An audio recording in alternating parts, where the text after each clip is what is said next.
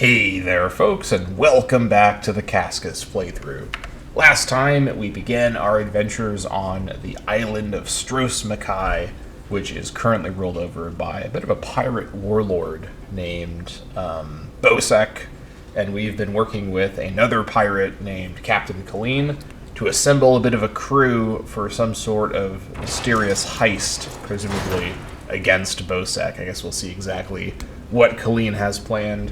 But someone last episode in the comments did mention that I should show the map more often just to kind of help orient folks that don't play Elder Scrolls Online as much as I do, so I think that is completely fair. Hopefully the minimap in the top right can also help with keeping folks kind of oriented, but without a good knowledge of the layout of the entire area, I know the minimap may not be super helpful, so I'll try my best to show where I am on the map more often. In this case, we are here just outside the interior section of the Bithzark ruins, which we are about to enter on behalf of this elf Naramo who wants to study something inside, and we want to recruit him for our heist, so we are going to be doing just that in just a sec here. Let me just scout around. Looks like some stuff respawned, of course, in the last couple days that I wasn't playing. Been pretty busy working on Hegemony, but decided to take a break and come back to ESO. So into Bithzark we go. I said, into Berserk we go, there we go. Quintus had to take a second to decide exactly what he was doing there, but here we are. Hello, Naramo. As you see, Headman Bosek's trust in my skills was not misplaced, nor was my faith in your prowess. Will you assist me on another task? What do you need? Despite the age of these ruins, I suspect the usual defenses are in place. As I am averse to danger, would you explore the ruins to locate any Dwemer generators inside? Generator? What's a generator? Oh, I suppose I'm the only one who calls them that. Independently apportioning dynamo core is a mouthful, but the Dwemer built them to last for generations. I say generators to honor their enduring nature. I never thought this particular line made a lot of sense, because I'm fairly sure the concept of generators exists in the Elder Scrolls, universe. We don't need Naramo to sort of invent the concept to explain why the word is used, but sure, I mean, Naramo is kind of an eccentric weirdo, so him pretending to invent the concept of generators is not actually out of character necessarily, so I suppose we'll let this one slide, but I'm keeping an eye on you, Naramo. No funny business. What do I do if I find them? This control rod will keep our new friend loyal to you. I suspect the generators have been damaged over the years. You'll need to escort the spider to each and bid it to repair them. Alright. Right, so we've got ourselves, after the grave at least, one of our first dungeons. Ooh, look at this. Red guard bed full blueprint. That's a nice find. I don't have, what is it called? The add-on that lets you see the market value from all the guild traders of various items. So I don't remember what it's called offhand, but I don't have that installed right now. But this is still a handy thing to pick up, so let's go ahead and learn that so we can not have to buy that later. Not that having these recipes right away is super important, but as you can tell, looking in these, especially Dwemer containers, you can find some really great stuff in there. Right, no guards in sight. Also, there's someone fighting this guy, so it should be very safe just to run on. Oh yeah, I didn't even need to the blast bone. He just walked right up. He had nothing to do. He walked up and he disintegrated. You ever have those days where you just are so bereft of things to do that you just disintegrate? That happens to the best of us. That's kind of funny though. When the blast bone doesn't have a target, it just kind of like fails. It disappears. Very interesting.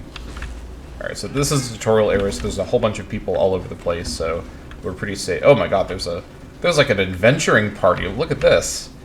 We got the Fellowship of the Ring congregating over here.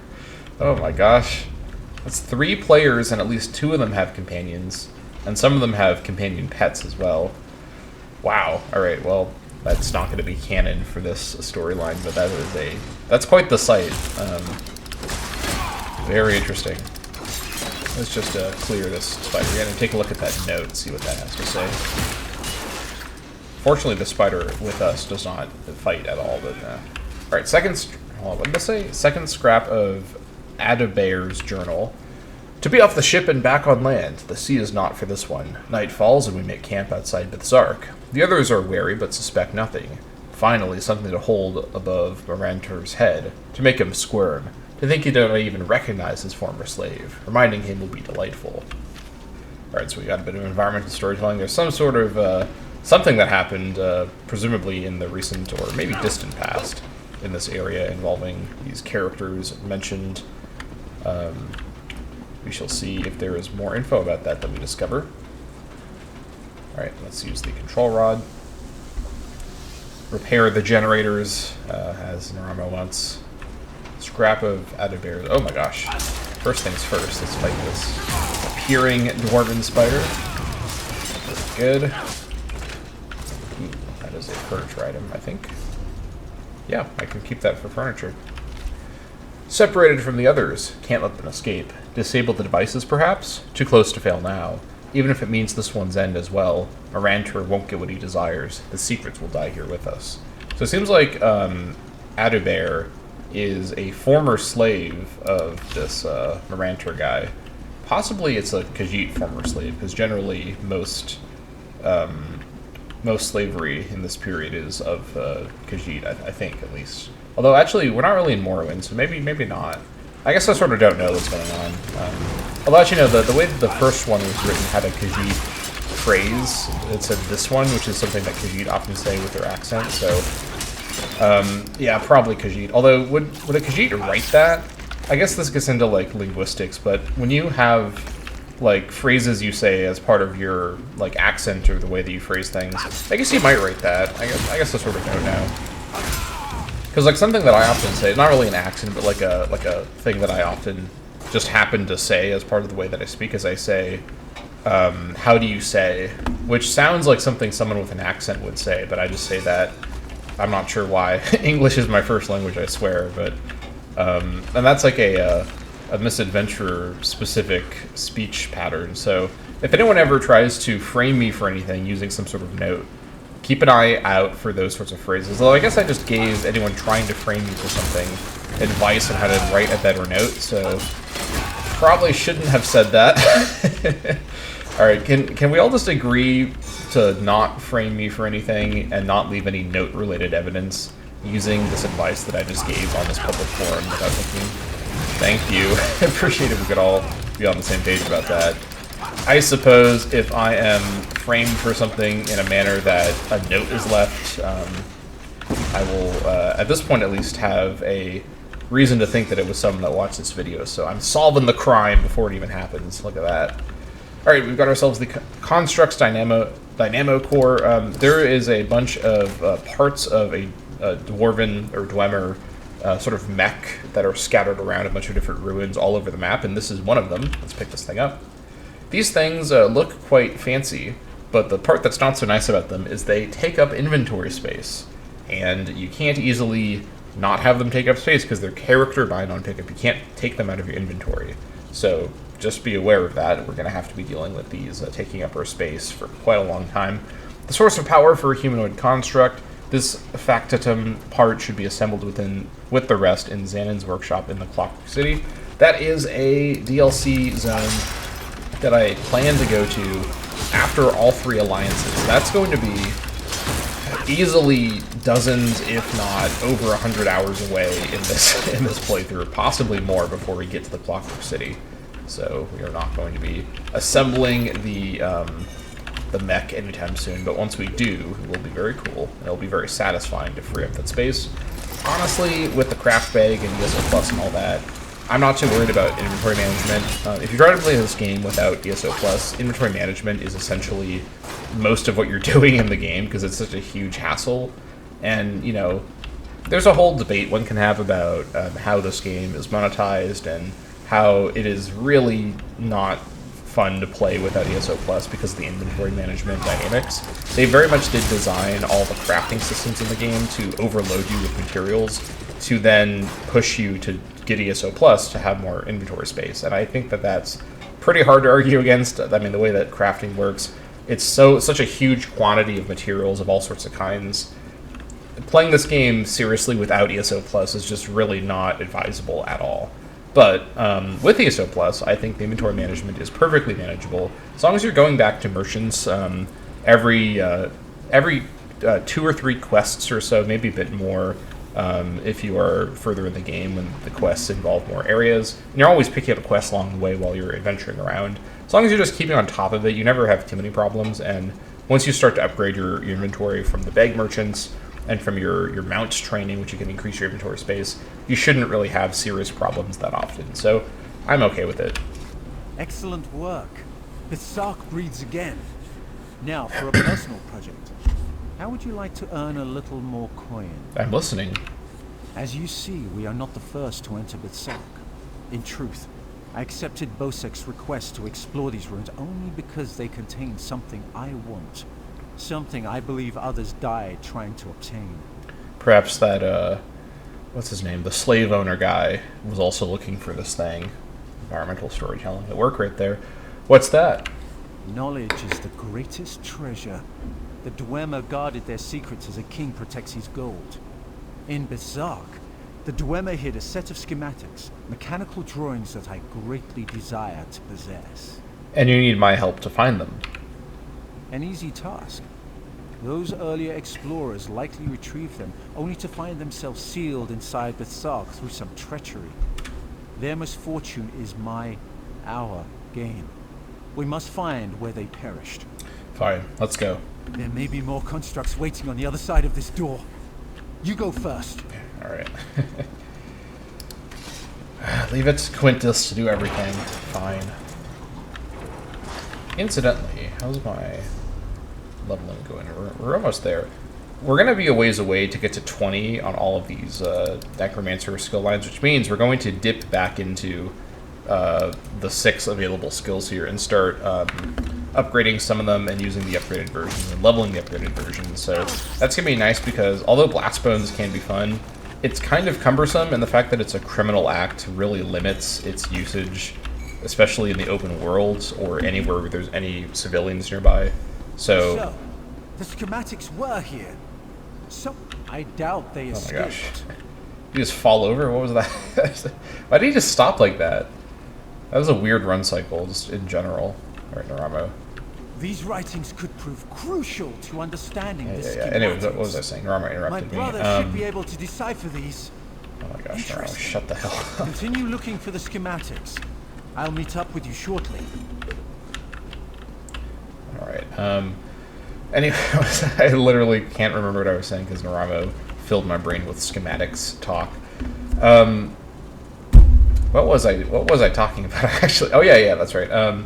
Blast Bones is fun, but it's awkward, and the Skull one, especially once you upgrade it, is definitely more consistent, even if not as good against groups. Although early on, we're not really going to fight lots of groups. Doing good group damage, or there's probably a better term for that, but you know what I'm saying, like damage against multiple enemies. Splash damage, I guess, is another term for it. That becomes more relevant in group content when you're playing dungeons and whatnot, where a lot of enemies are grouped together. In the overworld, you're often fighting 1 or maybe 2 or 3 enemies. Once you level up, the enemy density scales up with you. But at the same time, even in situations where it's against just one enemy, most abilities that cause splash damage are still going to work just great, so we shall see what we end up going for. Dwarven writings. The writings are indecipherable Dwemerus, save for a set of translated phrases scrawled by a different hand. Raise the sky stone, forged in black fire, sound the change, broken in infinity, enact the reunion. Alright. Clearly this was a grocery list, and I'm not going to double check what it said to verify if my instincts were right. I'm sure that's what it was. Nothing else it could have been. Alright, let's, is this food here left by the dwarves? I sure hope not. Then take that with them into their new ascended godhead state. The food was left behind. Yeah, if you don't know what I'm talking about, whenever I want to start talking about Dwemer theories, the shadow of Kirkbride now that's kind of rare. Okay, the shadow of Kirkbride looms large. I'm gonna learn that once I'm in a safe spot. Drivas's journal, partial. Adobear's claims proved to be true. We found the island. The Rurkin, which is another name for the Dwemer, really did come this far. Still, I'd watched him closely, never trusted Khajiit. So what we actually do is that's confirming that Adobear was a Khajiit. Clever bastards, dwarves. The rightmost bridge secured with traps, the left with hidden constructs. Only way past is to sneak. Polinaro and his tomes. Just what are we looking for? The elf tells us nothing. Open the chest. Sealed shut. Trapped. Skittering in the pipes. Right, so the rightmost bridge is traps. The left is sneaking. Good to know. I'll probably do the trap bridge. Those guys take a seat. I love watching people running around accidentally sitting on benches and whatnot. It's always just really funny to me. Anyways, but yeah, any sort of discussion about the Dwemer, there's sort of like, there's two like layers you can kind of be on. The first layer is like normal people who've played these games and have read some of the books and are like, oh yeah, like the Dwemer disappeared. And then there's the second layer, which is like the cursed, like below the ocean, like bottom of the iceberg layer, where it's like knowing about Kirkbride and his writings, and yeah, that it's better not to. Actually, hold on. Okay, this was the right side. So I was about to say left from my angle or left from the map's angle, but looks like this is the trap bridge. Sounds fine to me. I got hit very. I got a glancing blow, basically. I didn't take very much damage, so we're gonna just proceed here. This is not the hardest trap bridge in the world here, but I don't want to just get instantly gived and look like a moron, so let's proceed with care. This one, oh my gosh, that still hit me? I think that one's broken. Let's just move ahead. Yeah, this bridge is really going to stop people from looting the tomb. This is some real tomb. Oh my gosh, I'm getting roasted alive.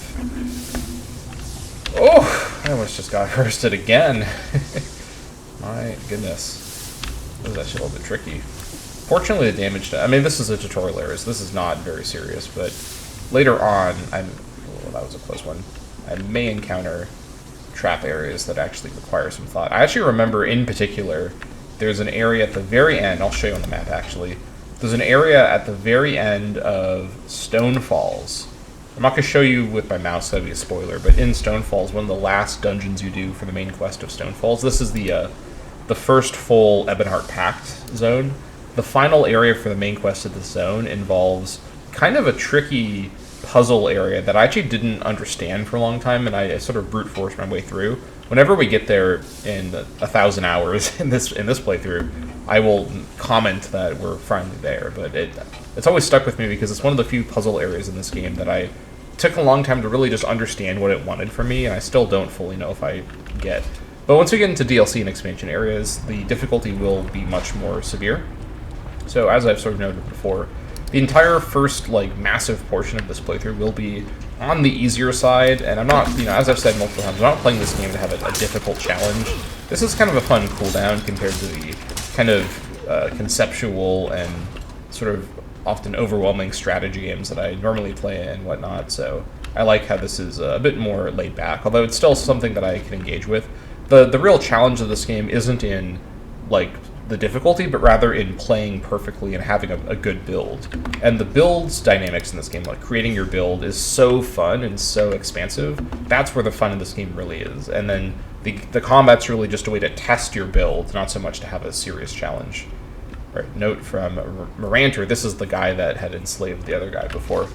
Polinaro, which we know from before, was the elf. I've arranged for your transportation and secured a team to aid you, including the Khajiit who claims to know the location of Bithsark. The agreement will ensure... Oh my gosh, there's a player that just ran into me. The agreement will ensure your safety, and that they will follow your commands. Leave the menial tasks to them. Do not share any information they do not need to possess. Uncover and translate any information that will be of use to us, but your primary task is to retrieve the schematics. Okay.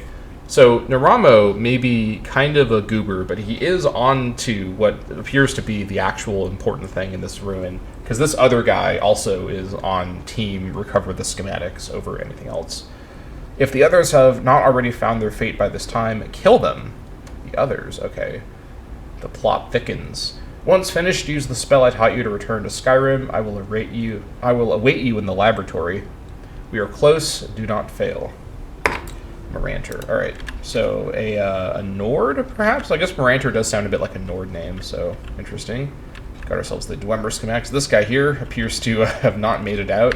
Didn't go back to Skyrim, it seems. Alrighty. Let's pick these things up. These are incredibly complex drawings. They look like a large ship with wings. It's the sort of nonsense the Dwemer would make as well, so I'm not too surprised. Also, I think there's supposed to be a Dwarven Sphere boss fight right here, and I'm not seeing it. Sometimes these boss fights can take a long time to respawn, but not usually in dungeons like this. Usually it's more so in public dungeons, where it's a bit more of a nuisance, but I kind of want the loot, so I may wait a second to see if he pops up. Let me clear out some of the other enemies nearby in the meantime, because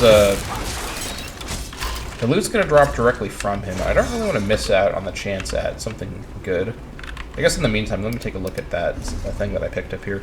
Crafting Motif 15 Dwemer Axes. May as well learn this.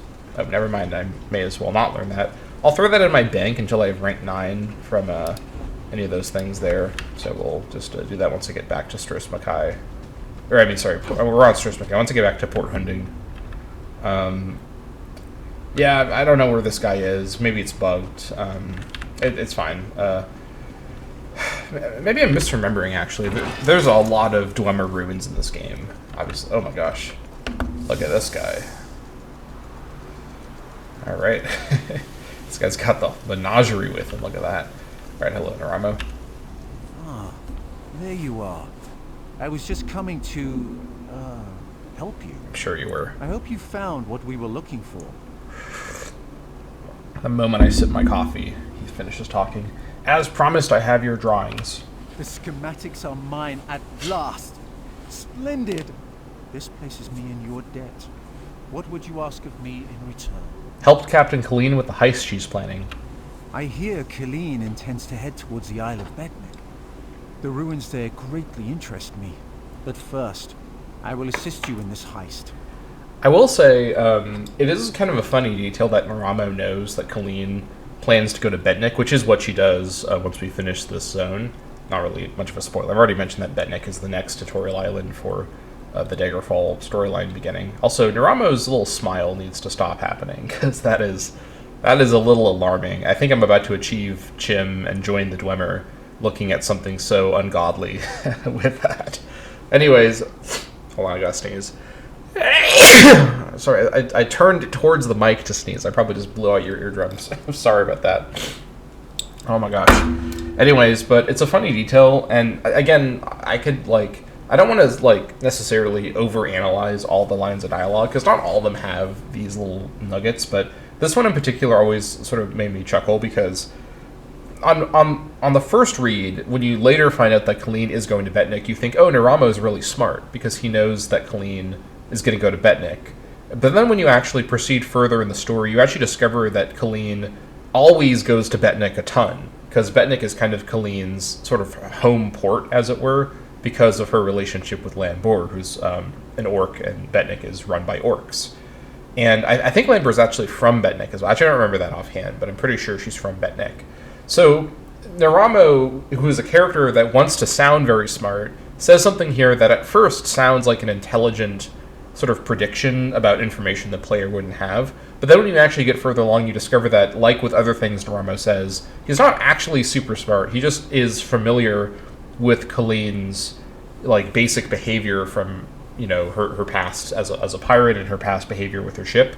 So this is actually not necessarily super, like, interesting information that Naramo would have. But the way he says it sort of makes you think, oh, like, he has, like, such great inside information. So again, maybe I'm overanalyzing, but I feel like something like this actually does lend itself to there being a possible deeper reading of it, which I just find very, very fun to do, honestly. And this game is, and the way that I'm going to play this playthrough is so focused on the dialogue and the questing and the storylines that really kind of delving into these sort of story beats and sort of lore concepts is pretty fun for me. So we're going to go ahead and be handed his staff by him. Don't know why I phrased it like that, but that is what's happened here.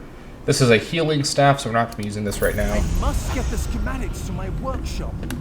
Join me if you wish to return to town. So you know what? I forgot to actually turn off my hide helm. Whoops. I had that from when I took the screenshot for the thumbnail of this video, but totally forgot to turn that back off. Sorry about that. Probably no one really noticed until I mentioned it right there, but we'll go ahead and we'll unhide the helm. I can now grab my level 9 reward. I probably want to grab the shield.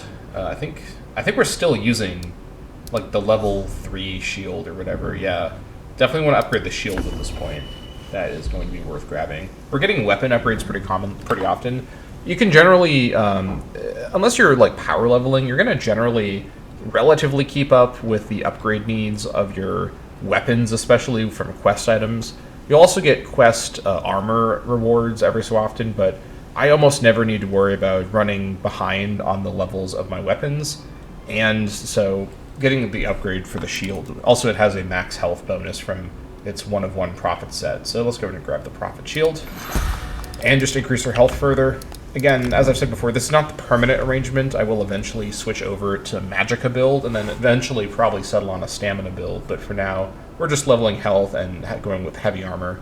We're also nearly at full leveling for this stuff, so I'm going to hold off on using the skill points. We have 3, which is great for what I will end up doing in just a minute here, so we'll leave it at that. Also, low slash is almost to being leveled up as well, so that's pretty good too. Alright, very good. Now, I didn't go into Naramo's portal, which I could do. That's going to take me directly back into Port Hunding, which could be a nice shortcut. However, there's more to do over here, actually quite a bit more to do. And before we actually go down to Saintsport, where the final member of the crew we have to assemble, Crafty Larissa, is located, we want to actually go and check out this little side area over here. A lot of people may miss this because you have to go underneath the bridges from that dungeon we were just in order to go discover this, but there's a sort of a hidden area back here and a lot of resources. And although being this is the tutorial island, it's probably going to be pretty much picked clean, but the resource spawn rate is pretty good over there, so we may pick up some good stuff as we explore around. These are the bridges that we just came from. In fact, that one there is the one that we were on, so just to kind of orient you. Also, master chest. Let's see if I can pull this off, hopefully. It's not looking promising. I'm kind of just throwing this. No sweat. Nothing to worry about. I wasn't even concerned for 1 minute. Also, let's actually equip the shield that I just got, because I should do that. This is a bit of a smaller shield, so I guess it's it doesn't look quite as impressive, but I suppose it's going to work. More of a buckler than a shield, but I suppose the distinction is kind of not super important. Alright, let's go around this way. I think level 10 is when we get our second weapon slot. And what I'll probably do while I'm leveling heavy armor is have a healing staff in my second slot. Just because healing staff can be kind of hard to level when you're questing, you're going to forget to switch over to it when you get XP from quest rewards a lot. And healing staffs, which oddly are used with their main attack to do damage, but it's a bit weird. The way that you use a healing staff, its attacks are still like damage dealing attacks, but then you get access to all the healing spells from the healing staff. And using heavy attacks with any staff, and including the healing staff, restores magicka in the same way that heavy attacks with a melee weapon restore stamina. So healing staffs are more about using heavy attacks to basically do a bit of damage and get magicka back to then use on your healing spells. Also, as I expected, this whole area is just completely ransacked, no resources in sight. Let's go check back here. Surely people haven't thought to look back here. Update, they have thought to look back here. Wow. Alright, let's go at least discover the Pillar of the Singing Sun and see if we can find anything back here. Perhaps. Did I pick up the blue fish yet? I don't think I did. Let's keep fishing away until I grab that. Do I have any... I don't have any sea bait, so never mind. I'm not going to fish with the wrong kind of bait. My chance of getting that fish, if possible at all, doing it like that, is so low it's not worth the time. Unfortunately, the main bait you use for fishing in saltwater is worms that are not the easiest thing to find. You can find them sometimes on, what's the word, on tailoring resources like jute and other sort of cloth plant material. And you can also find them... Oh, this is an unlocked chest. Someone left something in here. They left a malachite shard? Really? Okay. So what happened there is someone unlocked the chest and took everything except for that shard. Or they may have put the shard in the chest, people can actually leave stuff in chests like that. And because chests are, when they're opened and unlocked, they're scaled to whoever unlocked it. If someone, for example, a champion point 160 player, so level 50 champion point 160, if they unlock a chest and then they don't take everything in it, they may leave behind a scaled level champion point 160 item, which you can then pick up, and you can't use it until you're that level. But it's kind of cool to find, right? And you can sort of dismantle it to unlock the colors for dismantling things of that rank. Could be kind of a fun way to do a bit of progression skipping, but it's inconsistent, and it's just kind of a fun find every so often. Most people don't leave stuff in chests because it's considered sort of bad manners in this game to leave a chest sort of spawned, because you're keeping a spawn point for another chest that would be full for another player, sort of bottled up with your partial chest that you left behind. So definitely something I'm going to try to avoid doing myself, because it's just, you know, not polite to the other people playing to leave chests like that. Alright, there is... Wow, I've never seen this area so barren. You may think that I'm just wasting my time running around back here, but this is often a pretty lush area of resources, because this is so out of the way. But man, the people in Stros M'Kai are not missing a beat today. They are picking this place clean. There's a couple things tucked away that people have missed, but this is pretty unusual. I'm not too mad though, because honestly, although it is satisfying to gather a ton of resources, it's not necessarily like the most fun part of the game. It just feels like something... It's kind of satisfying in the sense that if you don't do it, you feel uncomfortable about not doing it as a completionist. And when I say we, I mean myself. Or when I say you, I mean myself. And so when I don't have to actually do it, it's kind of like, oh, finally, I get a break from this work that I'm doing. But there's a ruin tucked away. I almost missed... Or not a ruin, I mean, there's a pewter seam tucked away. I almost missed that, but I just caught it in time. These pewter seams are always great to mine, even if you don't really need the jewel crafting materials you're getting from it right away. I certainly don't, because they have a very small chance to drop extremely valuable, super rare jewel crafting materials that, if you know what you're doing with the marketplace, you can easily make tens of, or at least in the past, hundreds of thousands of gold from each copy. So it's always worth it to do a little bit of mining whenever you see the jewel crafting material, jewel crafting nodes. I wish that there was something equivalent for every kind of node, but then again, my addiction to clearing these nodes would only be more extreme if that was in the cards. So I guess we'll see something a bit lower stake if we get some worms from the jute. That's one place you can find worms. Nope, we got bast this time. That's fine though. Yeah, but what I was saying before was that one place that you can definitely consistently find worms for using for saltwater fishing is on the bodies of the undead, and there are going to be quite a few undead in later zones in the early parts of this playthrough. I'll leave it at that. So I will probably have some designated worm farming runs that I may perhaps do off camera. I'm still deciding what to do off camera, what to not do off camera. I'm not, you know, for a game like this where, you know, capturing everything would require, you know, releasing, because I'm not streaming it, right? Like, and I'm making these individual discrete videos, so I'm not gonna, you know, release a 5-minute video if I hop on for 5 minutes in the middle of the night to get my daily reward and maybe do some crafting grits. I don't think that's really necessary. I don't think anyone really cares about seeing that.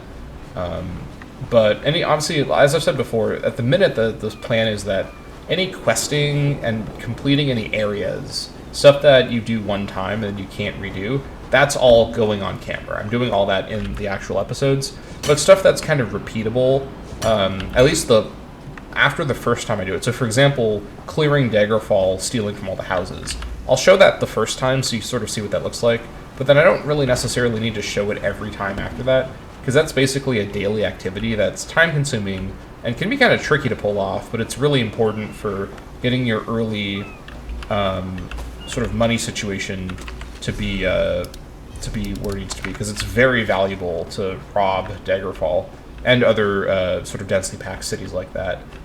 Anyways, a fortune behind these walls. This pillar isn't just a cenotaph for Fraudar Hunding of Port Hunding fame, for what that's worth. It's where his ancestors hid his treasures. Hunding was the greatest hero of Bosek's people. Why he never tried to crack open the monument is beyond me. So it seems like Bosek is not the most learned of people, but all right, sure. Maybe the writer of this note doesn't know that. I don't know much about stonework. I can't exactly ask around, can I? If Bosek catches wind of what I'm doing, he'll take it all for himself. But how hard can it be? Hit the stone with the pick until it crumbles, then plunder everything inside. I'm sure to find a fortune behind these walls. Right, well that did not seem to be what happened here, and it seems like, in fact, something else happened here. Yeah. This guy should have picked a better occupation. Alright. Okay, let's just proceed along here. So, did I go... I already went up here, didn't I? I'm fairly sure that I did. Yeah, I definitely did. Let's just head on out. Make our way down to Saintsport. See what's going on down there. But, yeah, so the plan at the minute is all sort of one-time actions like questing, completing areas. All of that's going on camera and into the episodes. But after doing something the first time that's repeatable, so again, like crafting writs, I'll do those off camera once I do them on camera the first time so you see what they are. Robbing Daggerfall to make my like thousands of gold per day from doing that every day on cooldown, that's something I can do off camera. Maybe like the horse training that I can do off camera. Like, you know, stuff like that no one really cares about seeing. Like, this is a playthrough meant to show off the quests and the different, like, areas and scenarios of this game. That's the main point, and the stuff that is kind of, like, in one location over and over and over, that's repeatable, I don't think everyone really wants to see that every time. But if you are someone who wants to see me do those things every single time and have that be part of the episodes, I guess let me know in the comments. I'm open to getting feedback on that. I probably will do that all off camera once I do it once on camera, but I'm open to hearing appeals. Oh, we got our things already. We got enough experience now. Finally. All right, so let me get somewhere safe so I can do all these adjustments. We're going to go ahead and get our... I guess I could actually port to port... Or, yeah, I guess port's the right phrase, like portal to port hunding, but let's instead just get onto the road. Just see for the minimap. Just got an achievement for that. We're near the road. And again, I'm hoping that the minimap helps kind of orient folks, but I know that it's going to be a bit disorienting if you don't know Stros Mackay. Now, let's keep in mind, Stros Mackay is one of the smaller zones we're going to be in, right? We're going to eventually be in these, like, like, this is a whole city right here. And, like, this is, like, this is a normal-sized zone, right? Like, these are all, like, extremely gigantic zones. So, in general, the, if you're sort of not sure where I am, it's not going to get easier as time progresses here. But, I'll try my best to continue showing the main map to kind of help orient things. So let's run back onto the road, get our stuff leveled up here. So let's go ahead and throw these all off here. And what I probably want to do here is, for my main attack, probably Flame Skull is what I'm going to be going for. Now the question is, do I go for Venom Skull or Ricochet Skull? I think I read these before, but if I didn't, this one is a stamina ability, which at this point doesn't matter, but later on for build design will matter. Deals poison damage, which has fewer things that will resist it than just flame damage, so it's probably a little better, but again, at these levels, no one's going to have enough resistance for this to matter, nor would the difficulty be enough that that would matter. But poison is a bit more reliable of a element type than flame most of the time.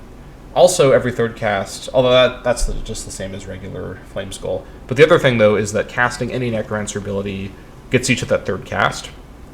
And what's great is that if I'm just casting Necromancer abilities all the time, it's not like the third cast cycles off, so I can just cast anything. I can cast all sorts of things and then just always use this as its third cast version. So I can cast, you know, like other stuff, and then whenever I cast Venom Skull, it's always going to be its most powerful third cast version. So I think Venom Skull is the way to go. Ricochet Skull would be better for groups, because this third cast bounces, but it's only the third cast that bounces, not all the casts. So it definitely is more limited. But if we were going and running, if we were power leveling in dungeons, I'd probably go with Ricochet Skull. But we're not, so I'm going to go with Venom Skull as my thing here. Throw that there. Now, the question is, what do I want for this other stuff? Well, remember, I need to have Necromancer abilities to increase this. I could also, of course, get it with just casting Venom Skull. But what I think I probably want to do, I could go for, let's see here. Going for Death Scythe might not be a bad idea, so I have something to kind of spam. So let's see here. Ruinous Scythe makes us better at damage, while Hungry Scythe makes us better at tanking and healing. So the difference here, remember that base Death Scythe deals, so it's a short range, it's kind of a cone in front of me, deals 3k damage, so it's okay on damage. I heal for 4.3k from the first enemy that I hit, and then also I heal for 1.4k from every other enemy hit. And this healing scales off my max health, so as I keep leveling up my max health, this healing gets better. So Ruinous Scythe still does the healing, and it works the same way. It's the same amount of healing, but it's now a stamina ability, not a magical ability, which, again, at this point doesn't really make a big difference. And it deals bleed damage. Bleed damage is also one that's not resisted much by many enemies, and you can do a lot of builds around bleed damage. If you're playing as a Warden, there's actually an entire sort of combination of builds available where you do crazy bleed damage with all your abilities, but bleed damage would be fine. Hemorrhaging is a pretty strong status effect that you could apply automatically with Ruinous Scythe, and enemies hit or set off balance, which makes them stunnable with a power attack, which could be handy. So weaving in a Ruinous Scythe with our other abilities could really be quite powerful. Or Hungry Scythe basically makes the healing better. Let's see here. Yeah, so this basically means that after dealing damage with this, putting aside the healing I get from hitting the one enemy, then hitting other enemies, I also, on top of that, heal for about 1.8k every 2 seconds for 10 seconds. So this just adds more healing, and with the way that I'm sort of playing right now, I don't really need this much healing normally, so I think Ruinous Scythe would be fine. However, what this would allow me to do later on, as I'll probably make use of the Death Scythe morph quite a bit as I'm leveling, this will help me solo world bosses, and being able to solo world bosses for a online MMO game that I'm doing a playthrough for will be extremely useful, as waiting around for people to come help you with world bosses is a huge time sink that I don't really want to be part of this playthrough. There aren't any world bosses in the tutorial islands. Once we get to Glenumbra, we'll start to see them. So even though Ruinous Scythe is probably better for, playing a solo build, I want to actually use Hungry Scythe and just sort of like have that as my Scythe morph. Alternatively, I could also grab a Bone Armor morph here. Beckoning Armor is pretty interesting. This one basically makes it so when you cast Beckoning Armor, you actually no, it's not when you cast. It's when active, enemies that strike you with ranged attacks are pulled to you once every 2 seconds, and they become taunted. So this is great for tanking. And the cost goes down as it ranks up as well, which is handy. So I don't fight a lot of ranged enemies usually, and again, in group scenarios, this is more useful. Summoner's Armor, this is pretty interesting though. Reduces the cost of Blastbone, Skeleton Mage, and Spirit Bender, which, by the way, are 3 of the summoning, Necromancer allies abilities that are all criminal acts. So this reduces the cost when active, which can be quite handy. And again, let's remember that Bone Armor by itself is still pretty handy. However, I do think that at the minute, I'd rather go for Hungry Scythe. I can always get Bone Armor and upgrade it later on, once I have more points to work with, but I need to be conservative with my point usage. So let's go with Hungry Scythe, just to be on the safe side, and put that into our rotation. As for our Living Death ability, just so we have something on the bar, I could go for Expunge to, again, have the cost reduction. Not a huge deal right now. What else can we get here? So remember, Expunge reduces or removes up to 2 negative effects from myself, so if I start to get debuffed, I can use Expunge. Costs health to use, though. This one restores magic and stamina for each negative effect removed, so if we are using Expunge, this could be handy. This one here reduces the cost as it ranks up and increases the amount of negative effects removed. I don't think this is too useful, even with the 3% ability cost reduction from having it on the bar, which they put on there because they knew that this ability was super situational. I'd rather just have the heal, to be honest. And I can cast this just on myself, even if there's no one there. So let's see what the morphs for this would be. Grant the target, in this case myself, spell and physical resistance equal to half the amount healed. Okay, so if I use this when I'm really damaged, I get a big resistance boost for 3 seconds. Could be useful, but that is situational. Or consume a corpse to heal a second target. That one's not useful at all in the way that I'll be playing solo, so I guess I go for Resistant Flesh. This isn't a very great upgrade, but it would technically be an improvement. So if I'm spamming my heal as I'm taking tons of damage, this will help improve my resistances. So there we go. Alright, let's proceed here.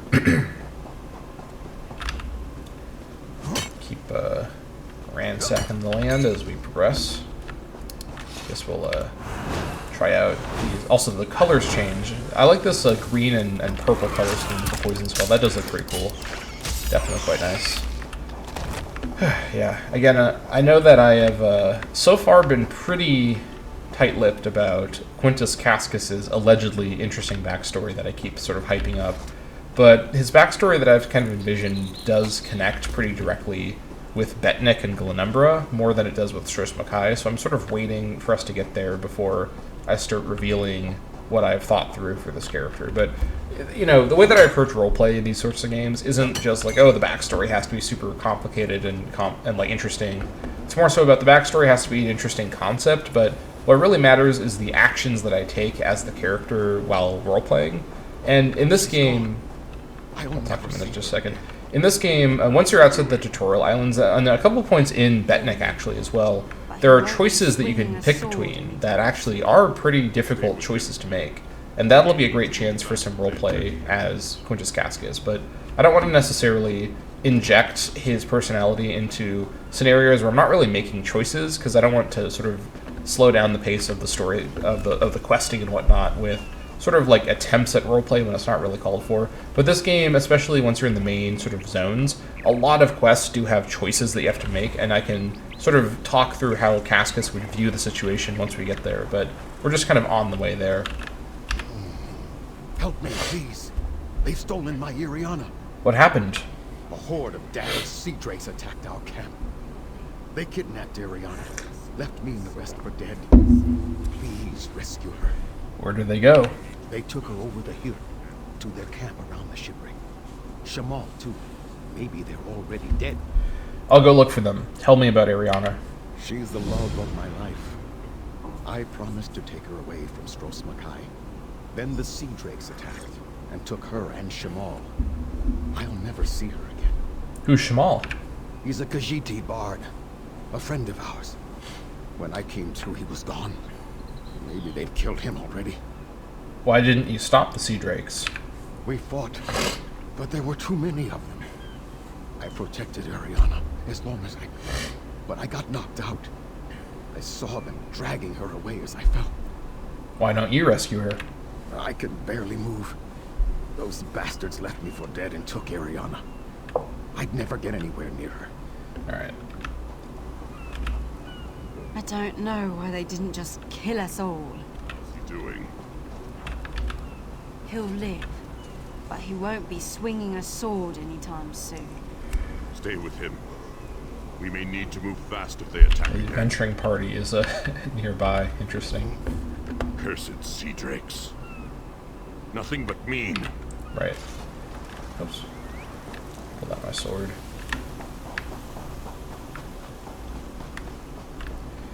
Okay. And again, I do have my horse I could mount, my Imperial horse, but it's not going to move any faster than just running around. It's probably easier just to run around at the minute.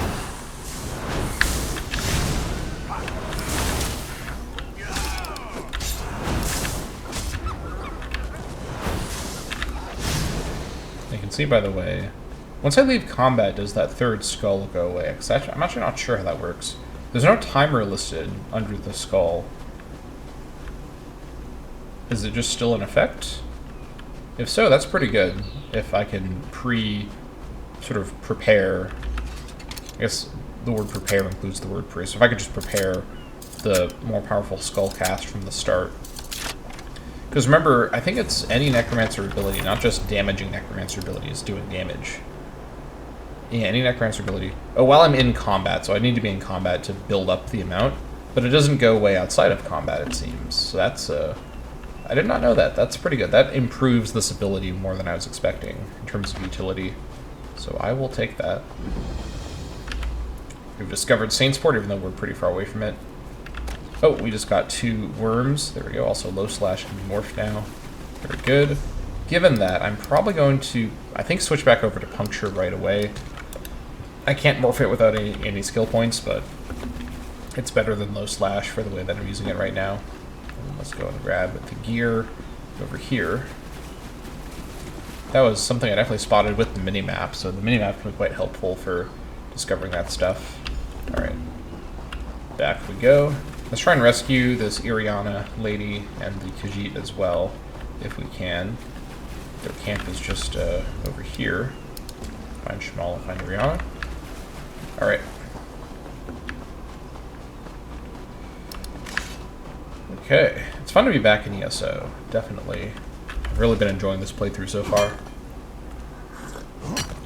It's funny because when I play this game normally, I already like to listen to all the dialogue and kind of engage with it in this roleplay way, but it always felt kind of like, well, you know, there's no reason to do that, you know, it's kind of like my min-max side and my roleplay side were always in conflict. But this series gives me a really good excuse to let the roleplay side sort of win the conflict and be in charge of the way that it works, because I am showing all the dialogue for all of you. I know that some of you know, aren't able to play this game or sort of aren't in a position to, so you get the chance to sort of see what this game's all about, which I think is pretty great. All right, here we have the Sea Drake pirates. I guess we'll start fighting our way through. I guess we'll start things off with a powerful skull attack. All right, just slice through these scallywags.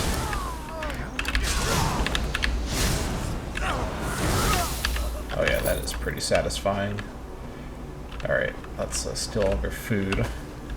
Future me doing provisioning will be very, very happy that I took the time to do this.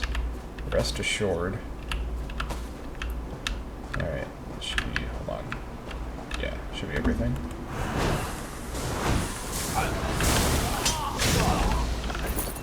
Sea Drake disguise, that could be quite handy. Let's throw this on. Disguise yourself as a Sea Drake pirate. I'm not sure if we've had a disguise tutorial yet, but basically, I think we're going to get one actually once we go into Saint's Port, so... Ooh, Kuda is kind of rare. That's a legendary kind of rune, so pretty glad to find that. Basically, disguises put you into a stealth mode while you're running around like normal, so I'm not like crouched to be stealthy. And the way that it works is that the faction that the disguise is from is sort of neutral to you. However, if you do certain suspicious activities, they're going to see through the disguise. And generally, the members of the faction that are holding torches, like that one, like the sentry, see through the disguise as well. So it's going to be different for every scenario, but generally torch holders are going to count as a sentry unit. Sometimes they're just called sentry. You have to avoid them in the same way that you would with stealth and everybody. So just a heads up about that. And obviously, if you go into a combat, if you take any damage, your disguise falls off, but it's not broken. You can just put it back on after combat's done. But you can't stay in combat in disguise. So I don't know if rescuing Shamal will alert this guy that I'm not one of the Sea Drakes. I guess we're going to find out here. Exactly. I guess not. Okay.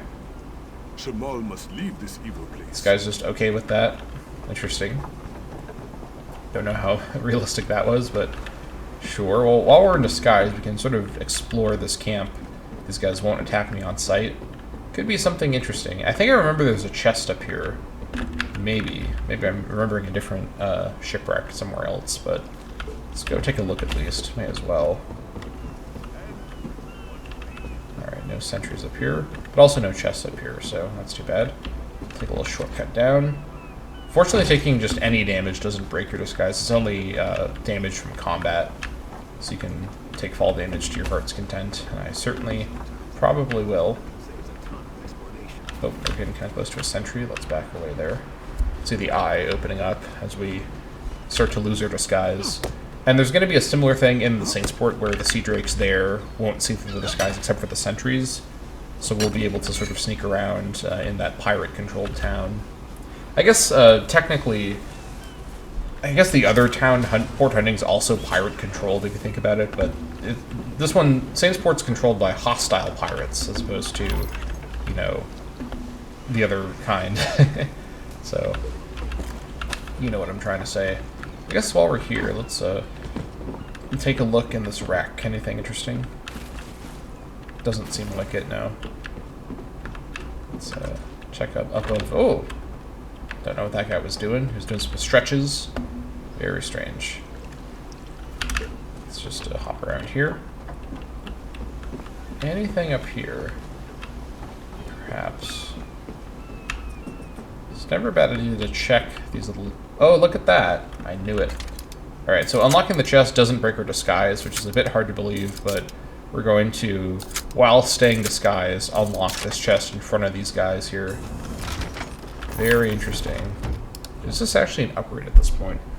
Oh yeah, the healthy thing definitely is an upgrade, so let's throw that on. Also, the reduced stamina cost. It's going to make our puncture ability a bit cheaper. We don't have a lot of other stamina abilities. I guess technically the skull is a stamina ability, so that is going to be cheaper as well. Alright, that is the entire wreck thoroughly explored. Let us descend acrobatically and proceed. The sentry's been killed, so we have a shot here to go and rescue Ariana really quick. Thank you. I'll try to make it back to Trelan. Or Ariana, I mean. Let's go and reunite with the folks in the camp after we finish looting some of this stuff. Is that a mouse under the... That's a dead mouse down here. Aw. That's too bad. I think mice are super cute. Also, I think rats are cute as well. I don't know if that's a common opinion, but I think rats get such a bad rap because of their historic role in spreading disease to humans, but if you have like a pet rats are really clean. You know, they're basically like any other mammal. They clean themselves pretty thoroughly, and obviously rats that live in like urban wilderness and live in like the sewers are not clean, but any animal that lives in like an urban environment as like a wild animal won't be clean in the same way. I mean, rats are much less dangerous to you than like a squirrel would be. Squirrels are seen as cute, but actual wild squirrels can carry diseases just like rats can in the wild. So a pet rat is basically as clean as any other pet mammal. Maybe even cleaner because it's pretty small. It can clean itself pretty thoroughly compared to like a dog that will run around. And they're basically, you know, it's like a hamster. It's going to clean itself. And, I don't know, I think rats are just super cute. Also, I think our disguise dropped. Not entirely sure. We're still wearing it. Okay, well, we don't need to wear it right now anyway, so we'll run back over and let these guys know that we've recovered their friends. Also, let's go loot the pewter seam as well. Alright. Happy reunion. As soon as you're rested, we'll go. No sense running back to town just to have you die on me. Alright. That was neatly done, the way you got Iriana and Shamal back. It's pretty mean of Quintus to make him stand up to talk to him, but I guess that's what happens here. You're welcome. What will you do now? That sea drake attack was the last straw. Iriana and I are going back to town and not leaving until we find a ship off this damned island. Alright. Iriana, we need to go. It's not safe here. Fine, you stubborn fool. Margrob and Othbug, keep an eye on Shamal. You got it, Iriana. Unique dialogue. Don't stay too long. Meet us back at the tavern. Also, I think these guys do actually go back to the tavern if you look for them later.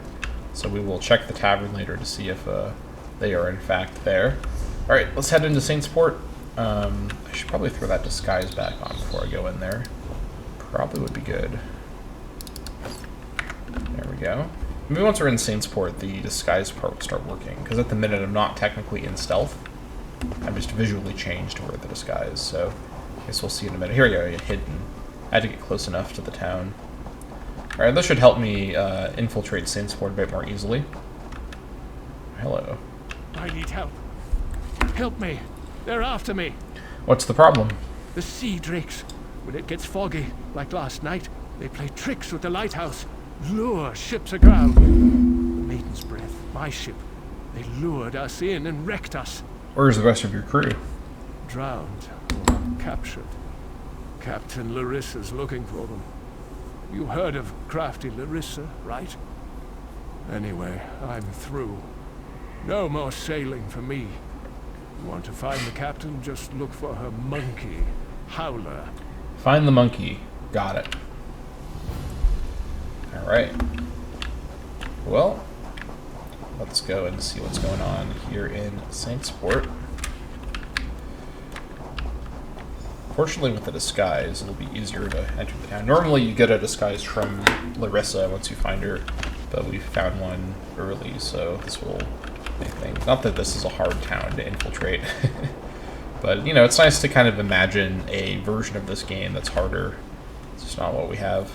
I wish that you could have a challenge mode. I would absolutely even pay for one just to improve the gameplay experience, so that your actual builds matter during leveling and not just an end game. That'd be pretty cool. I'd be really on board with that.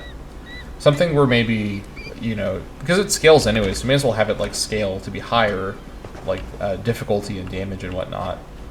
Yeah, so these sentries do have the torches. We need to keep an eye out for them. To kind of weave our way around. But yeah, I would love to see a version of this game where the overworld content is more difficult. I think that would really, given how much of that content there really is, to be honest, I think that would make this a really valuable addition to the game. But I get why they maybe haven't prioritized making something like that. Same thing with what, you know, with World of Warcraft, why that has never been made for that game either, even though there's a similar demand for that. That's why people like playing the older version of the game with vanilla, because it is generally harder questing. Here's Howler, by the way.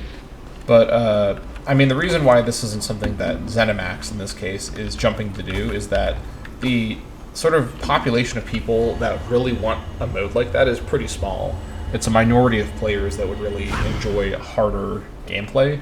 Most people prefer easier gameplay, but I don't know. I'm a strategy player first and foremost. I enjoy games as a challenging experience, not as a satisfying experience. I find satisfaction from overcoming challenge, and I wish that this game more consistently provided that, but the sort of fun of doing build crafting and that sort of stuff is worth it for me.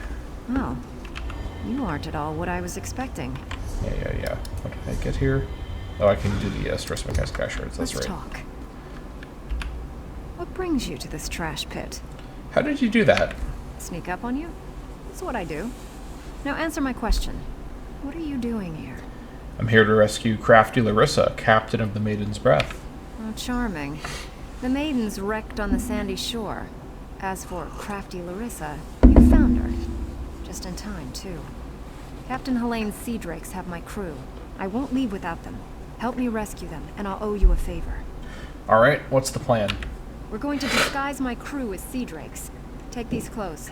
Look for a portly Breton, a sour red guard, and a big orc. The drakes are keeping them in the large buildings. Once they're out, meet me by Helene's ship. Not that I need one, but what if I need a disguise? Look for hampers with clothes, or kill a sea drake and take theirs. Put on their clothes and you'll look just lovely. Oh, do watch out for the sea drakes with torches. They're not drunk. If you get too close, they'll spot you and alert the others. I understand. Let's get started. Remember, you can take clothes from hampers or off-dead sea drakes. So yeah, so this is sort of the tutorial for how disguises work. Now, not every area in the game has a disguise mechanic, but many areas do, or at least an optional one. Or I should say many areas have one you can optionally find. I mean, most areas are designed to be just completable with combat, but some sections, for example, the Dark Brotherhood and Thieves Guild sort of DLC zones are really stealth-oriented. But many zones aren't designed with that as the primary experience in mind, so it's kind of like something you can choose to do if you want. But yeah, definitely something where this is, this is not a game that has, dynamic NPC schedules like Oblivion or Skyrim. It's more static, like Morrowind. Alright, looks like you're in the clear up here, just looking for more loot to find. Oh, there's a living rat. Look at that. Look at the little guy. Aw. I think he's cute. Alright, hello there, Makog Growbug.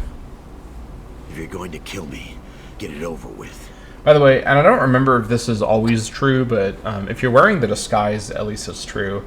All the people you talk to here think you're one of the Sea Drakes because you're wearing a Sea Drake disguise, which is a fun detail that they assume you're a Sea Drake. I think they may say this if you're not in the disguise as well, but it's fun to imagine that this is an interesting dynamic change with how they react to you. Larissa sent me. Take this disguise and sneak out. Ha. Another of Helene's tricks. Let me go, then chase me down and beat me within an inch of my life. I'll chance it and make a run for Port Hunting. See how far I get. Let me untie you. I'm gonna pull the disguise that I guess had on my person somewhere If you and can't give it get to this away, guy. die fighting. Yeah, he's just gonna run down past all these still living drakes. I guess he's in a disguise. Or is he in a disguise? I don't think he is. He didn't seem... Oh, hold on. That is a sentry. Let's run away before she notices me. He? I can't tell. I think it's a he, actually. Unclear. I think it's a him, but either way. I don't think he actually put on the disguise, which was kind of funny. Also, let's run over and grab the Way Shrine before I forget, as it's kind of out of the way, just so I have that available. Now, I don't think it's come up yet, or maybe I mentioned this already. I don't remember if I mentioned this yet, but one house rule that I have, it's not part of the playthrough rules, but something that I just sort of do anyways whenever I play this game. I generally don't, under most circumstances, directly teleport to way shrines from the map using money, which you can do from anywhere. It's sort of like fast travel, but there's a gold cost that scales up as you're using this feature more frequently in a short time. But if you actually click on the way shrine, you can then teleport to other way shrines for free. That is going to be allowed because traversing this map without using way shrines at all is an absolute nightmare. This is really not like a... Because normally I like playing these games without fast travel, but the other Elder Scrolls games really are designed, even Oblivion and Skyrim, where they were designed with fast travel in mind, they're still traversable in a normal way without fast travel. But this game, given that it's not one continuous world, it's a bunch of segmented areas that, you know, you have to load through anyways, you can technically, sort of, to some extent, run from zone to zone on, like, the land, as it were, but it's very, very long, and it's honestly not worth it for a playthrough that's already going to be so long to not have... Oh my gosh, I thought that was pulling that... I thought that guy had the smoke for me, but no, it's for the other guy, but... Yeah, it's just not worth it for a playthrough like this to commit that much time. It's the sort of thing that I like doing in the single-player games, but in this game, there's really no need to put that on myself. So the compromise is I'm not going to teleport to way shrines from everywhere with the gold cost, although there's that gold cost, so it's not for free. Let me look at the roof, then I'll come back to that guy.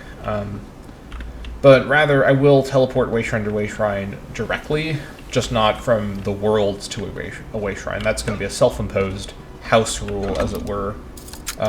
But way shrine teleportation, which is diegetically explained in the universe, so I like it more than regular like fast travel in these other single-player games. So this might be an upgrade, to be honest. Yeah, I think that's an upgrade. Throw this mace on. Look at that. That is quite the mace. But yeah, anyways, that's going to be the way I approach that. Just so we're all on the same page about that. Right, here is Hairdon. Choke and die, sea drake. I'll spit on your grave. Alright, Larissa sent me. I've got a disguise you can use to escape. I knew she wouldn't leave me to rot. Quick, untie me. The sea drake spent the past few hours breaking my fingers. I can't wield a sword, but I can still strangle a few on my way out. Let me untie you. Let's see if he puts on the outfit we just gave him. Pirates a bad name.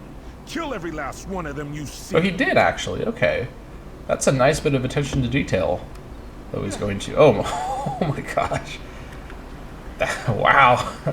Did not. I never noticed that he did that before. Well, I guess I may as well follow suit.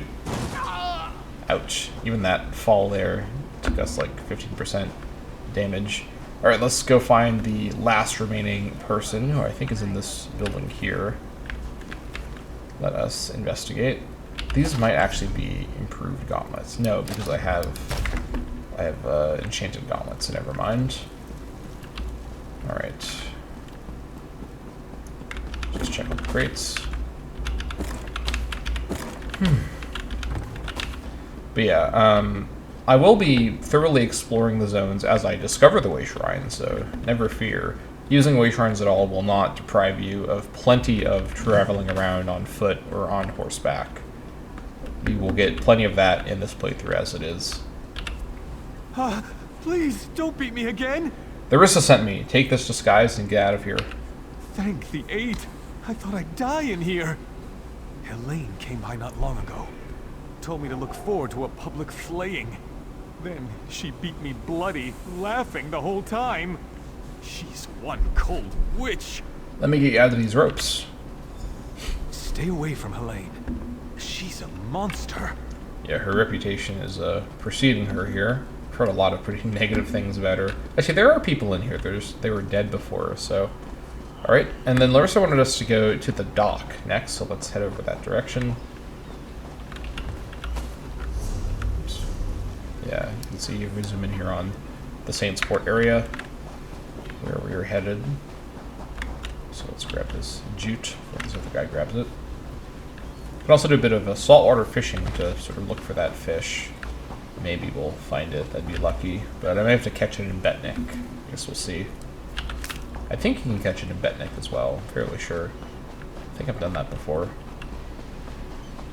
Alright, I'm getting too far astray here. Let's head on down and knock a cop by the sentry, ideally.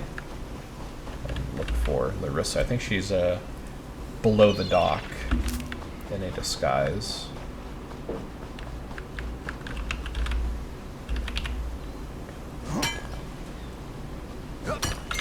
Mantle our way over here. Oh, where is she? Ah, looks like she was disguised as a fern. You're a welcome sight. I've rescued everyone but Crenard, Hairden, and Meacock. Any luck? I found all three. They're safely away. Almost done then. Everyone's out except my first mate, Deragor. They've got him in the belly of Helene's ship. You'll find the keys below deck. Look for Deragor down and back. How did you make yourself look like a fern? We need to talk about that. Good trick, that. Did I really disguise myself as a fern? Or did you see a fern because you weren't looking close enough? What are you going to do while I rescue Deragor? I'll be visiting Helene in her cabin to thank her for the hospitality she's extended my crew.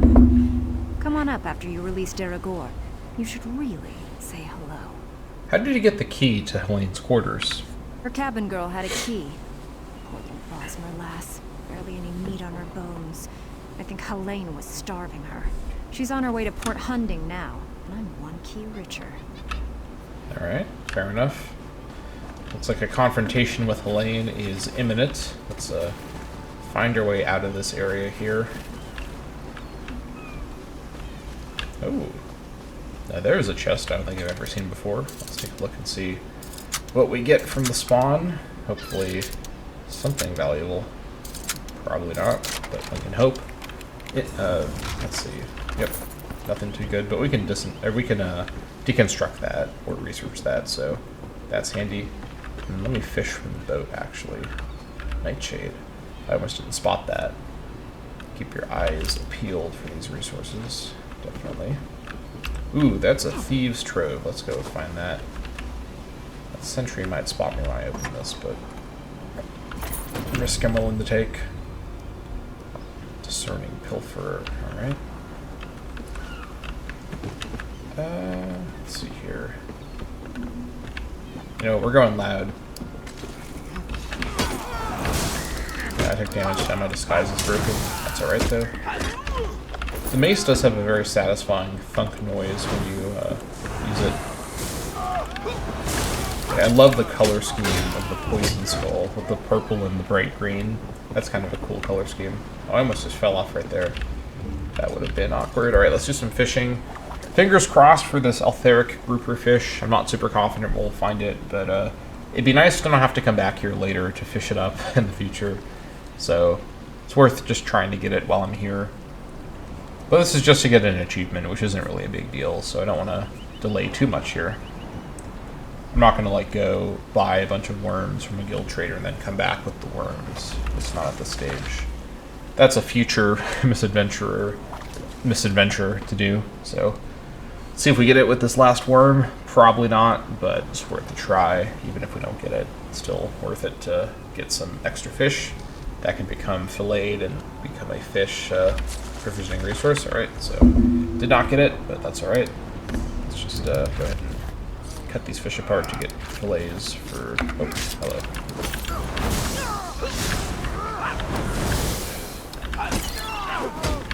This guy's an acrobatic. It's not going to save him, though. Also, the scythe healing effect on my body looks really cool. I don't know if it'll pop when I use it here.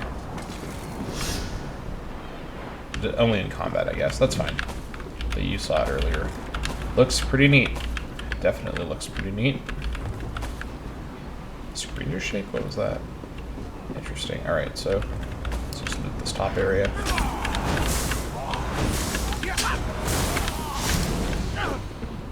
Alright. Good stuff. We can't go in there yet, but we will be able to in just a second. Alright. Down we go. Let's find Daragor down here.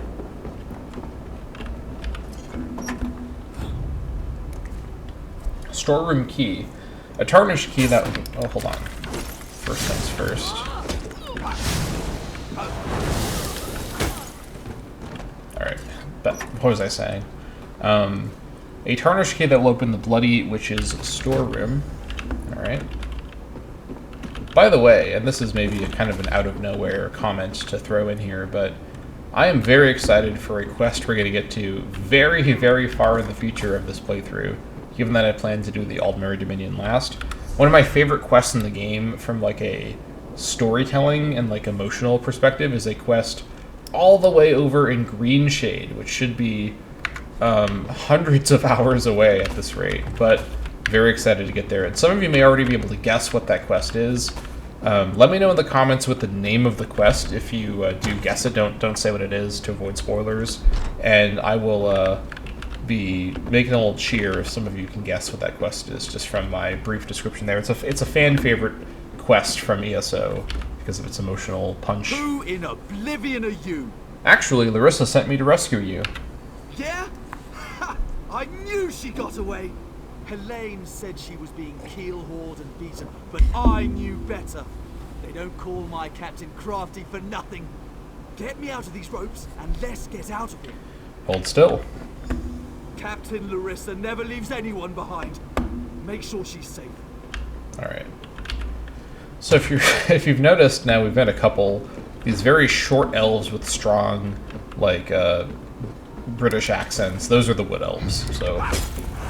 Especially when we get to the Aldmeri Dominion areas, get used to them, because they are all over the place. They're the most populous race in the Dominion. But even outside of the Dominion, we're going to encounter Wood Elves here and there. Not that often, but here, in this kind of not super factional area, there's going to be more of them around. And they're just notable because there's not as many voice actors, I think, for the Wood Elves, or they all sound more similar. Maybe I'm just racist against British people, which is very likely, but... I find that I can't really tell the difference between different Wood Elf voice actors. I think there's at least more than one per sex, but there might not be, honestly. Sometimes, like, I don't think there is more than one per sex, so it's just kind of funny to hear the same voice performance over and over and over, because it makes all the Wood Elves feel... Oh, hold on, what am I doing? I need to go into the cabin. I'm just completely talking about Wood Elves. My brain's elsewhere, but it's just kind of funny because it's like you start to think that all the Wood Elves are like the same character, even though they're all different characters. But I don't feel that way with like the Bretons or the Red Guards. But Wood Elves, it's like, wow, they're all like kind of written the same way. Maybe the game writers are racist against Wood Elves too, actually. Wait. You're not mine. What have you... Did you poison me? Why, Captain? Are you feeling okay? Gut you like a stuck pig. Cut your eyes out. Roast you. Like you did my crew? That won't happen again. Oh, she fell down. Alright, here's one of our first choices we can make in the playthrough. Let's see what Crafty Larissa has to say. My, that felt good. What did you do to her? Me? Did I do that? Her starving little cabin girl may have poisoned her drink. Who can say? Did Daragor get out? Yes, he's free. I'll just be going then. I told my crew to gather on the beach. Going to make sure they all made it out. Meet me there and we'll square up. What kind of poison did you use on Helene? Oh, it's yarn root. A very nasty local poison. It won't kill her. Not right away. It starts by dissolving the stomach lining, then goes from there. You're just going to leave Helene to die? I'd love to stay and watch, but no time. You can stay if you like. It's actually her poison, kept for slaves who disobey. There's an antidote on the dresser if your heart bleeds enough. What would you do if I gave Helene the antidote? I'd feel mildly disappointed, but I leave it up to you. Meet me on the beach once you're done here and we'll settle up. Just watch your boots. She'll start vomiting soon. Right. So we have ourselves a choice here. We can leave and allow Helene to die a torturous death from the Yaren root poison. That is actually an upgrade, and it is a appropriate upgrade for where we're headed soon. So we've got ourselves an orc helmet. Look at that. Now that is definitely not a very imperial looking fit, but yeah, we're wearing just the fit of this. This fit just keeps getting worse and worse. Just every new thing that I add to it makes it look even more bewildering. This is the yeah, okay, we're just gonna. It's got the better stats, so we got the basket of apples design, very nice. But we could grab the antidote, so we have a couple options here. One option is to leave, and Helene dies slowly in a torturous way, but she does die. Option 2, we give her the antidote to save her life, although she has already suffered a fair bit.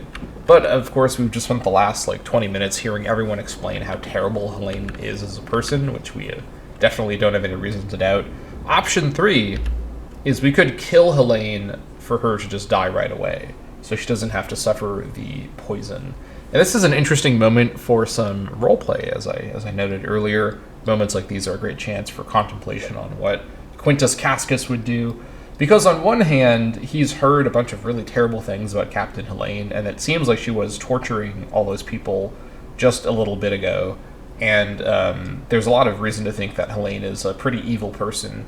So, on one hand, letting her die a slow, painful death is kind of satisfying. However, on the other hand, there's a question of, is it better to let someone suffer even if they're a bad person, or just to end their suffering and kill them? Because then they're still dead, so it's not, unjust. I don't think that Quintus would give her the antidote, given what he's heard about her. If it was someone that he didn't know anything about, he'd probably want to give them the antidote, because he'd want to be able to potentially save the life of someone who is a good person. But he knows for sure that Helene isn't a good person. So the question is more so, does he let her die slowly, or does he kill her himself?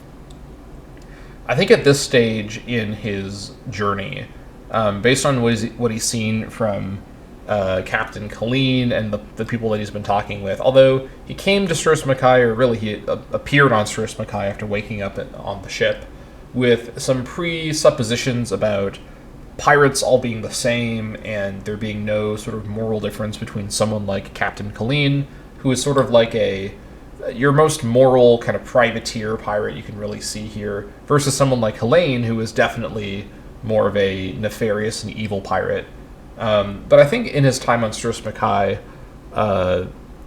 Quintus has definitely reconsidered his sort of presumptions and his kind of his stereotypes that he felt about pirates. And now he sort of sees that someone like Helene is actually much worse than someone like Colleen, even if on the surface they don't seem that different as pirates. So having sort of taken in all this information, I think that what Quintus is going to choose to do is go ahead and kill Captain Helene himself. Obviously he's not going to save her for the reason I just explained, but I think that at this point he is uncomfortable with the idea of leaving her to suffer a brutal death when he could just kill her directly.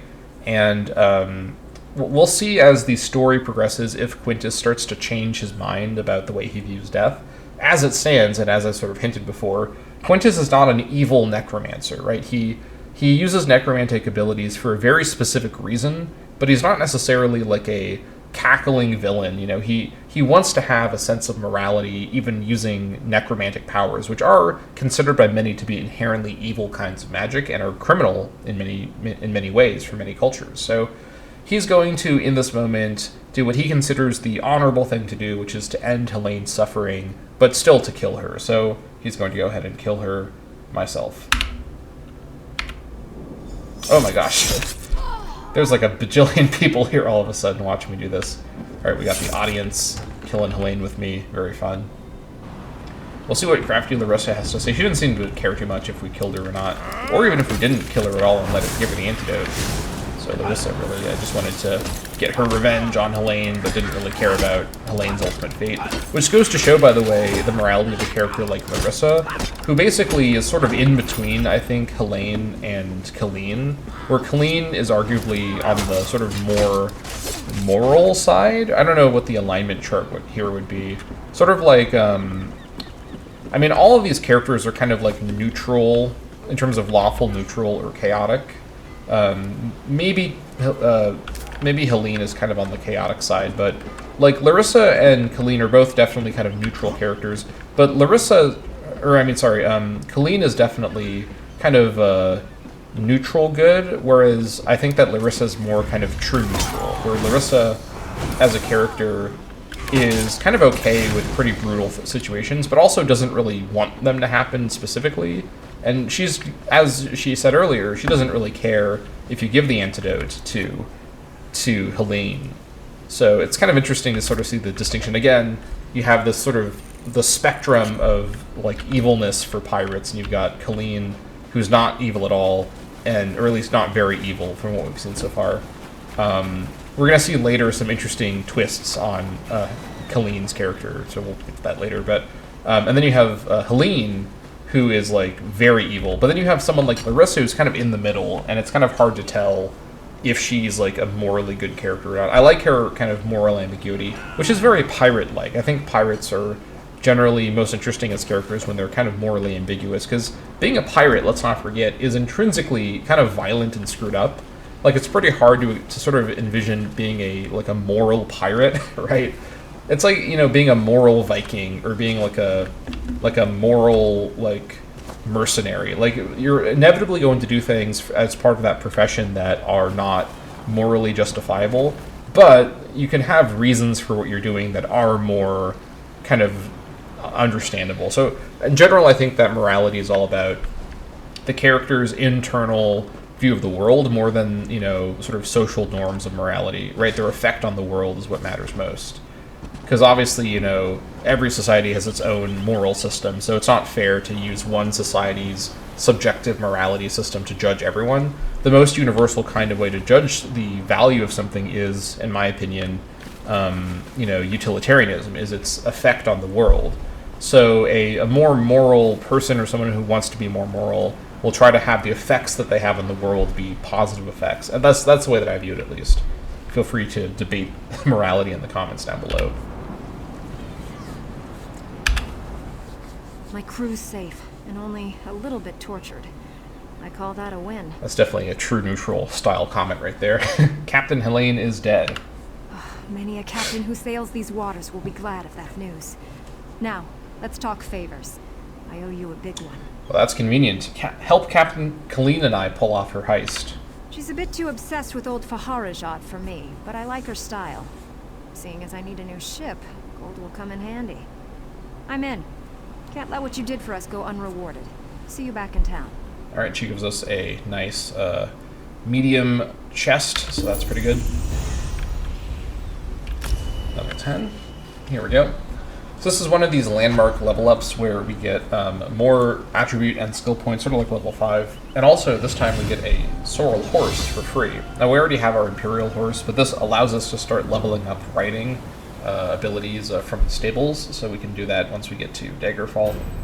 But either way, level 10 hero, we got the achievement as well. Very good. And we now have a lot of skill points to make use of here. So, first things first, we do get to defensive posture pretty soon. This is only rank 14 for the weapons, so I may just wait to get defensive posture and not even bother upgrading puncture. Master Necromancer.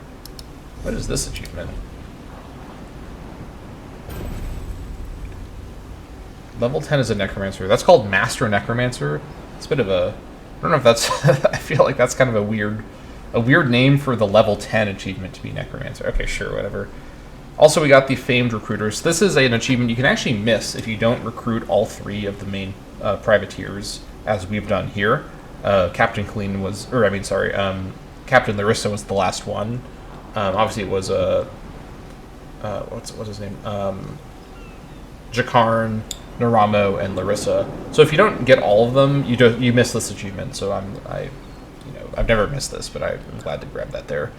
Right. Anyways. Also, another level 10, we can actually go to Cyrodiil and do the PvP Alliance War stuff, which I might do later. I'm not sure if I want to do that right now. I also think I'm probably going to save my points so I can start leveling my crafting. I don't think I need to spend it on anything too badly right now. And we've got our new horse as well, and we've got a bit of mail. Alright, Cyrodiil awaits. Quintus Cascus, your achievements in Tamriel have been noted. We've somehow heard about your shenanigans on Stros Mackay. We need warriors of your caliber on the battlefields of Cyrodiil. Be warned, however, veterans of the Alliance Wars are far more dangerous foes than you have ever faced before. Join us.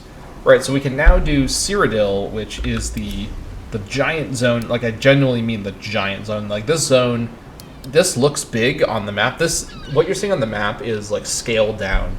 Cyrodiil is enormous, and just to give you sort of like a comparison point, the Imperial City in the middle, let me just show you how, like, this is the Imperial City, like these are all like large, like 3-story buildings, and this is the scale. Here's another example, is this city down here, Bravil. Take a look at just this, like, these are all like large, full buildings, and like this is the scale. Like, this is a huge, giant zone, and it's a giant PvP zone, so it's a giant open world PvP zone. But it also has dozens of quests and sort of single-player activity as well. However, being in Cyrodiil, you're basically in danger of getting ganked by the other factions at all times, so it can be kind of fun to quest in Cyrodiil. It's very dangerous, and you're going to get slaughtered by PvP no-lifes every time you sort of leave, you try to travel by road. So I will want to go to Cyrodiil later on to sort of check it out, but I'm hesitant to do it quite yet. Maybe once I finish the tutorials, I'll give it a try. But let's see what these guys have to say as well. I thought we were all dead. You and the captain got us out, but it was damn close. Right. I thought they were all dead. Glad to find it isn't so. Yeah. I may have only 5 working fingers, but that's enough to hold them up. I love the callback to what he said when you rescued him, that they broke all of his fingers. Because he's holding a mug here. I told you to get out. Glad you ignored me. Yeah. Who's this? Crenard Dortian. Never got to repay those sea drakes. I'll kill them some other time. Oh yeah, we did rescue this guy. It was Telenil that ran up to us at the start, so... Right. Okay, let us proceed here.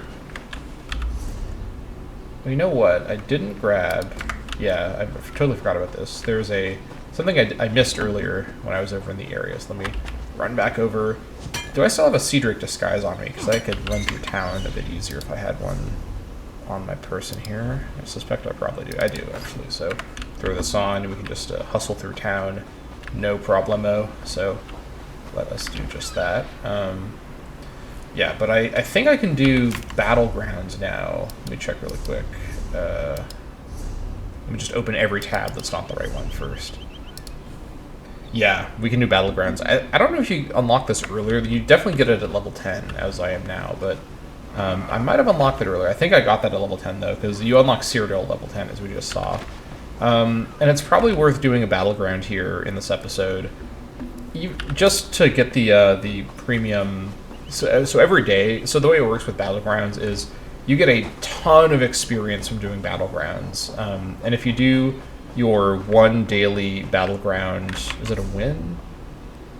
I think it's a... Yeah, okay, it's a win, yeah. So winning a Battleground, or technically, I guess I should say not losing a Battleground, because the Battlegrounds, like the PvP in this game, is 3-way between the 3 different alliances.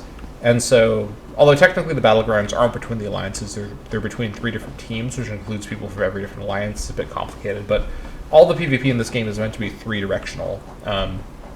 So, whatever the case, as long as you're not in the lowest scoring team, you count as winning the Battleground for sort of the reward purposes. And you get, like, a ridiculous amount of experience. This is, like, let me just show you. So this is 13.6k experience for not losing a Battleground. So to level up, we just leveled up. So it's 6.5k experience to fully level to level 11 from 0%. So 13k is at least 2 full levels. So I get to level 12 and probably a fair bit towards 13 just from doing one Battleground. So Battlegrounds are a great way to basically power level up to max level very fast. And even if you're not like trying to do it for that reason, it's just a very consistent way to get levels and sort of level up super quick. And it can be kind of frustrating to kind of level faster than you really want to, but at the same time, because the whole world scales with you, compared to other MMOs, the dangers of over-leveling content aren't really in this game, which I appreciate. Something I like about this game quite a bit that's pretty unique to ESO. So there's really no downside, aside from just kind of having to, you know, you're going to fall behind on your items being at level with you faster if you do it like this, but it's not, it's really okay. Also, yes, I'm going over to that shipwreck there to go find the last Dwemer cog. Let's just grab all the stuff along the way. But yeah, I think I will go ahead and do a battleground in a bit here. I don't want to get too distracted though. Let's go for a little swim. So I haven't done too much swimming yet. So in this game, you basically swim on the surface. You can't dive or do anything underwater. So all the water in this game is sort of like a flat surface with nothing below for you to kind of explore. Which on one hand is kind of a shame, because some games like WoW do have a lot of really cool underwater content if you sort of look for it. On the other hand, this is already such a massive world, and having all the water include like stuff underwater to go find would really like deeply, like exponentially increase the amount of stuff to do and the amount of time that you'd spend swimming around looking for stuff. I know as a longtime Morrowind player, Morrowind has a lot of stuff hidden underwater, but it also has a lot of water that doesn't have anything hidden there. But you know who wants to check all the water everywhere to look for the stuff that is sometimes there? Me, and other players in Morrowind that want to be completionists. So it's kind of a blessing that the water in this game doesn't have, you know, stuff you can go find underneath. At least I think so. And I know sometimes, I feel like I've sometimes come off as like a giant like apologist for ESO. Like I keep mentioning stuff that is kind of negative and saying, oh, this is actually good. But I'm mainly speaking from the point of view of an Elder Scrolls franchise veteran. Like everything I'm talking about here is from the point of view of like things that in previous Elder Scrolls games I thought were sort of like positive ideas maybe that were in their implementation didn't necessarily always have the right effect, or didn't have the best effect. So, you know, having underwater exploration certainly would be a positive thing to have in the game, but adding it in now after the game's been out for so long, I don't know if that's even really possible. And I sort of don't know what they could add in. I feel like these maps are already so packed with stuff to do as it is. There's no need for the extra content on the existing maps. And I think that, not entirely sure, but I think that they may have more kind of naval-themed, you know, zones and whatnot in the future. I mean, the High Isles was definitely kind of a ocean-themed expansion being set on some islands. But really, you know, most zones in this game are coastal. A few of them aren't, but the majority are. Or there's water in some form or another. So it's not like you're going to be, you know, I think it's fine. I think it's fine. There's a chest tucked way back here. I wish that it could be a master chest, but nope, intermediate. Let's see if we get anything good here. Any heavy armor upgrades would be welcome right about now. Ooh, that's actually probably kind of valuable. I need to get, what's it called? Tamriel Trade Center, that's what it's called. I need to get Tamriel Trade Center up and running with this account to be able to see what that's worth, because that might be worth quite a bit, actually. That's a expansion zone treasure chest, which those can be worth quite a bit. But I'm not sure until I get the add-ons installed. Also, I didn't even note, but I did pick up some better pants, presumably. Oh yeah, that is an upgrade. Throw those on. Not really a fashion upgrade, but it is a mechanical upgrade, so that's the kind that we care about. Alright. So let's just sort of check out the wreck here.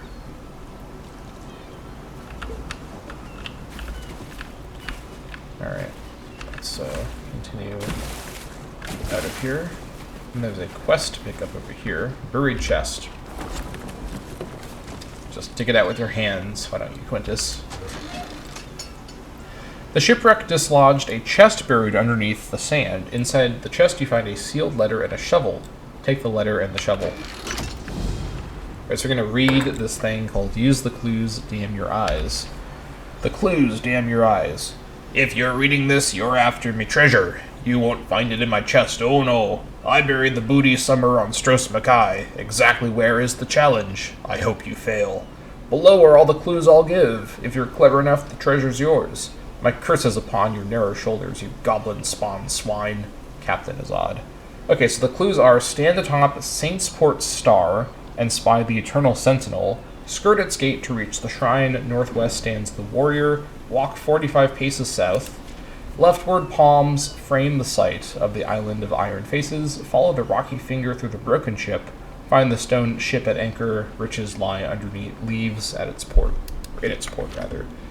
Right, so we have ourselves a bit of a cryptic treasure hunt, but fortunately for all of you, I've played Stros M'Kai probably dozens of times at least, so I know exactly where to go, in what order to go, but I will just mention what the clues are as we proceed here, just so all of you can kind of follow along. But at this stage, we've finished basically the entire island in terms of side content, so we can just do this treasure hunt now, may as well, before we head back to Port Hunding and turn in a bunch of quests and do the final couple quests in the zone. Alright, so, first things first. Actually, you know what? I think I can probably just run through here without needing the disguise. I think it's been sort of cleared out, so should be able just to hustle through. He says, immediately noticing a lot of enemies. I may be able to just kind of squeeze through their aggro radiuses if I'm precise. If I just tuck my gut in and just go, go, go. I think we made a pass just in time. Alright. So that is Saint Port's star, because we're in Saintsport right now, and the star of it is obviously the lighthouse. So let's head over to the lighthouse. I actually was almost going there earlier, but I forgot that I hadn't gone to the to grab the treasure quest. So let's continue along. Ooh, more worms. Another bit of saltwater fishing in just a second here. First things first, though. Just to obliterate that wolf. No mercy given. That was brutal. Can I loot this guy? No, I cannot. Alright, so we need to go atop the star. So we have to go up to the top of the lighthouse and look for the warrior, which we can do from up there. More sea drake clothing. Don't think I'll need that anymore. Alright. Alright, find the warriors. You can see the quest updating there as I come up to where I need to go. This quest does not have any quest markers, which I actually really appreciate. I wish more quests in this game didn't have quest markers, but if there's a quest for them to not have markers for, having it be a treasure hunt is definitely the quest to not have the markers for. Right, so I'm actually not sure if you can find the warrior from this angle. This is a little bit of a devious clue, as you'd think the warrior is that statue there, which looks to be of a warrior. But no, in fact. In fact, can I even see the warrior from here? I'm not sure if I can or not. Yeah, it's too foggy. But basically, the warrior is actually the statue that we helped out that orc that was bad at fighting next to by the way shrine. That's the warrior that is mentioned in the thing. And you actually cannot see it from this angle, so it's a bit devious, but I eventually figured it out with the help of UESP many years ago.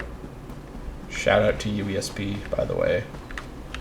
Possibly the most useful website for any Elder Scrolls gamer of any website, to be completely honest. It is a gold standard model for fan Wikipedias, in my opinion. The wolf just juked me. Let's give him the smash. With the mace, not in that other way. Smashing him with the mace, not in any other manner. Let's not be doing that, please. I'm already committing necromancy. Let's not commit any other acts against nature here. Dude. Alright. Ooh, we have a daily endeavor completed. So, if you don't know what these are, this is basically one of the many different systems in this game. How do I see endeavors? I think it's in the crowns. Yeah, here it is. Seals of Endeavors. Rather, Seals of Endeavor. Actually, hold on. How do I see this?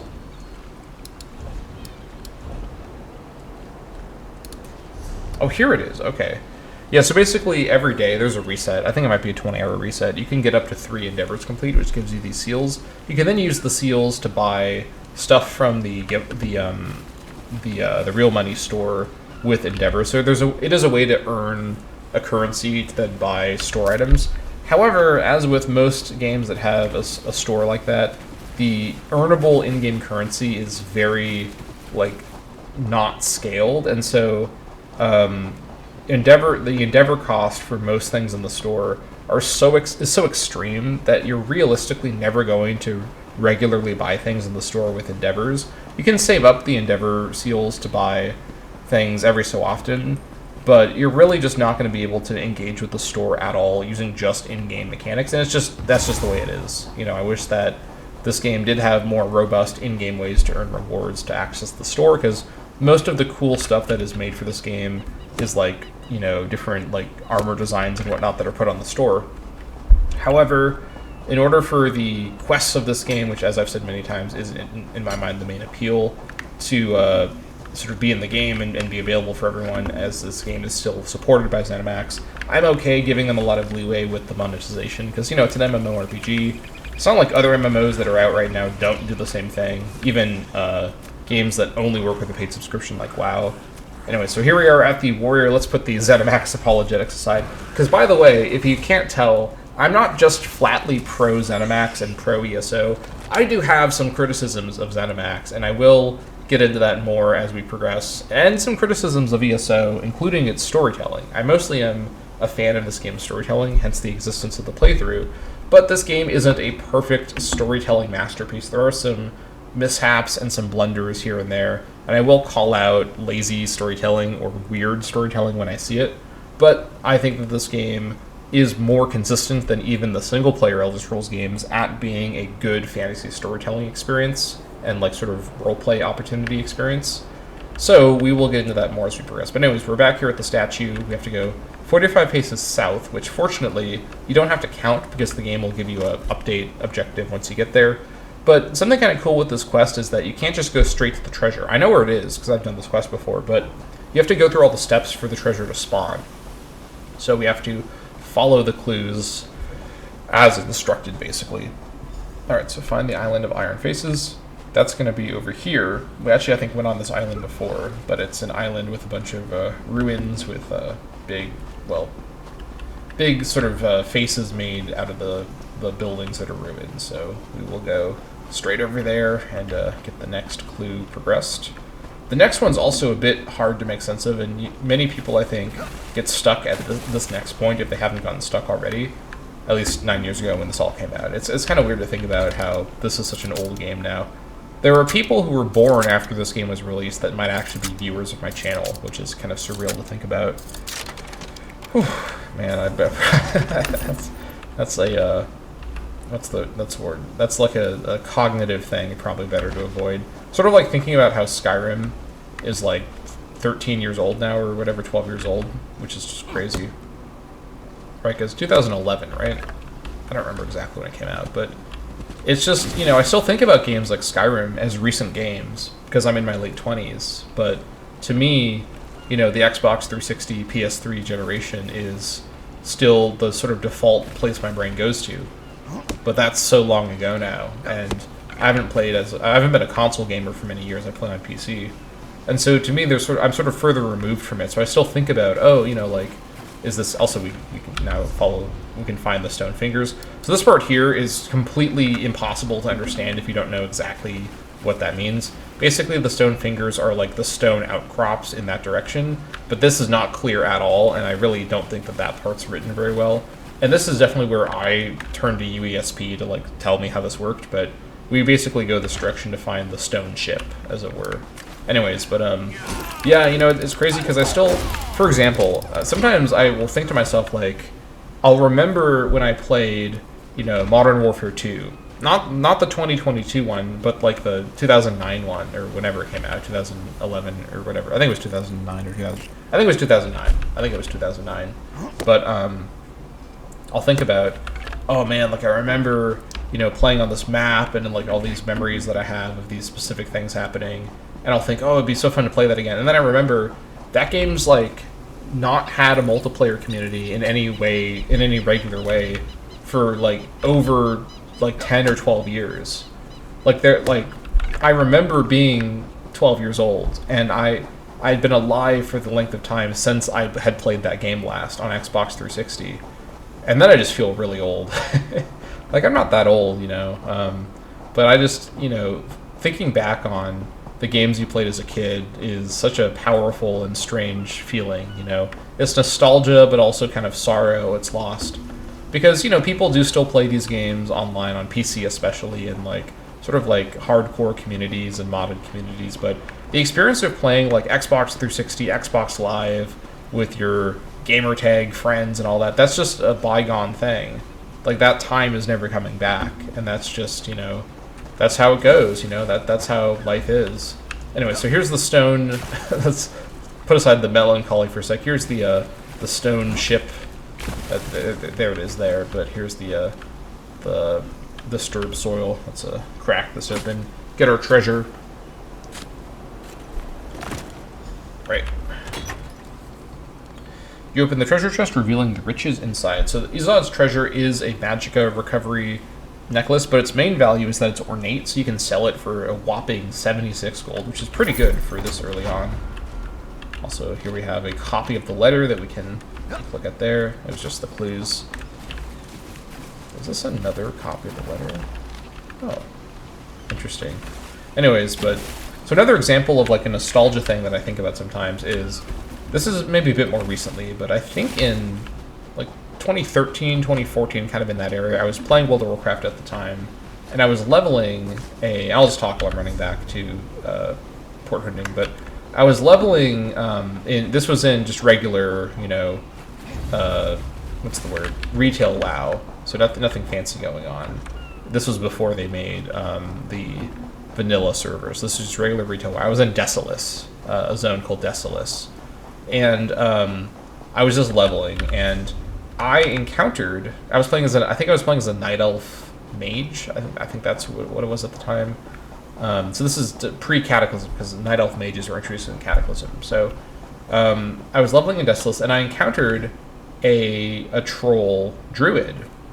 Or no, sorry, not... Yeah, a troll druid. And so this is definitely post-Cataclysm, and because that's when trolls could become druids. But anyways, you know, it was a PvP server, so I kind of squared up. But the druid was a bit higher level than me, and this was a pretty crafty player, so he went into cat form and basically was stealthing around. And you know, this wasn't like a hardcore playthrough or anything, so if I got killed, it wasn't a big deal, but I was determined to not get killed by this druid, so it was a situation where, maybe I wasn't a mage actually, it must have been something a bit heavier, because the druid would have just killed me if I was a mage. I don't remember what I was playing as, but the point was, for some reason the druid decided not to directly just fight me, and what ended up happening was like an hour-long, like truly memorable experience of like a cat and mouse, literally a cat and mouse experience, where I was kind of like running around Desolus trying to like find my way to a town, because I didn't know the layout of Desolus at all, and it doesn't have a lot of towns, obviously, while this druid was kind of hunting me, and it kept sort of like coming out of stealth and going in for an attack, and then I'd like push it away, and he'd go back into stealth. And it was like a really unique experience of open world PvP that I've never experienced again since that time. And I just think sometimes, you know, like that thing that happened to me in Desolus was so many years ago, and it sort of almost feels like a dream that I had, you know? Like, did this really happen to me or not? I sort of don't know.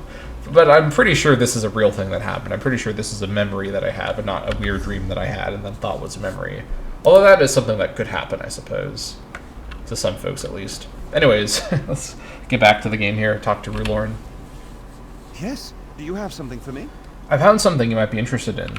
Just what my sphere needs. Just give me a minute, then throw that switch over there. I'll wait.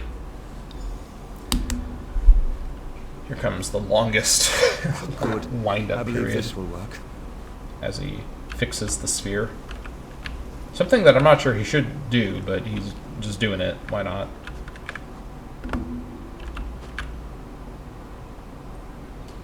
One never knows what's going to happen when working on Dwemer devices. He says to himself, auspiciously. I think that's a portent for things to come here, perhaps. Right, come on. Come on, Rulorn. I've got quests to complete. Like he stands really far away now. And we will see what happens. Throw the lever, Kronk.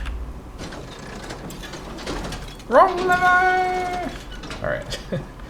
Massive props if you got that in the comments. That is a classic reference right there. Oh, research never goes as one expects. Was that good? I'm amazed it worked at all. But thanks to you, I've made remarkable strides today. Narama will be thrilled. Please take this for your good work. He gives us a robe.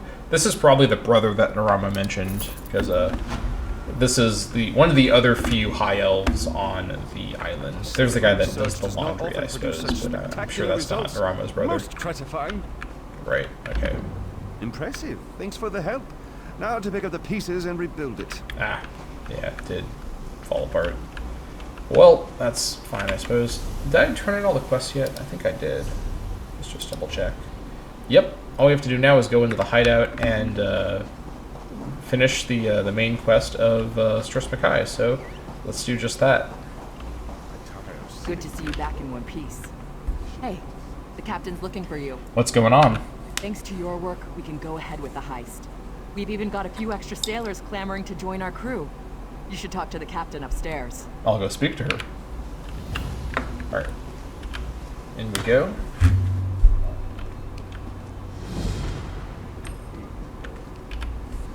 You're back. Found anyone else to help us with the heist? We're moving along. Ha! I knew you'd get it done. Who needs the old crew, those traitors, when we've got you helping us? Fair enough. Alright, let us go. I don't think there's any things to read here. Pretty sure not. Let's head on up and talk to Colleen, see what she has to say about what exactly we're stealing. As we've now, at this point, collected an experienced thief, a eccentric but sort of possibly smart, I guess, historian, and a master of disguise. So what on earth could Colleen have us be stealing from, presumably, Bosek? I guess we'll see what she has to say in just a sec here. But it's got to be something pretty interesting. We've got a crew to rival the legends. Time to make some money. Don't you agree? I agree. What now? Is it going to be jewels? Is it going to be, I don't know, some sort of artifact? I think that Quintus's mind is racing at the possibilities. He's, again, he doesn't have a background with this, kind of situation. He wasn't around pirates before until this whole situation. So to him, this is all super exciting and new. He's thinking, wow, like, I'm on a legitimate adventure right here with these pirates. Like, what are we going to do? This is so cool. What is it going to be? Now we're ready for the real challenge, the heist. The target's Bosek. That slimy bastard's finally going to get what's coming to him. We're going to steal his sailing logs. His sailing logs? Really? His sailing logs are the key to our fortune, friend. They're the records of every ship that's docked here, every stolen cargo they've unloaded, and every illicit payment made to Bosek. How does that make us rich? Those records are worth a fortune to King Baharajad. They're written proof that Bosek has violated the king's order to stop raiding Breton shipping. With those papers in hand, the king can threaten to destroy Bosek if he doesn't stop. The king's agreed to pay you for them. Absolutely. His envoy is on the dock now, waiting. As soon as we turn over the sailing logs, he gives us a fortune in gold. The trick will be getting into Bosek's palace, stealing the logs, and getting out with them. That's your job. At this point, Quintus is thinking, wait a minute. Colleen has been proven, both by her own comments and by people talking about her, to be pretty interested in being a loyal Covenant privateer. So the distinction of like a pirate versus a privateer, a pirate just does whatever they want, right? They're kind of acting on their own code. A privateer does pirate stuff, but sort of in the name of a faction. So being a privateer for the Covenant and the things that she said before about the crew mutinying because she said she'd stop raiding Breton shipping because Bretons are in the Covenant.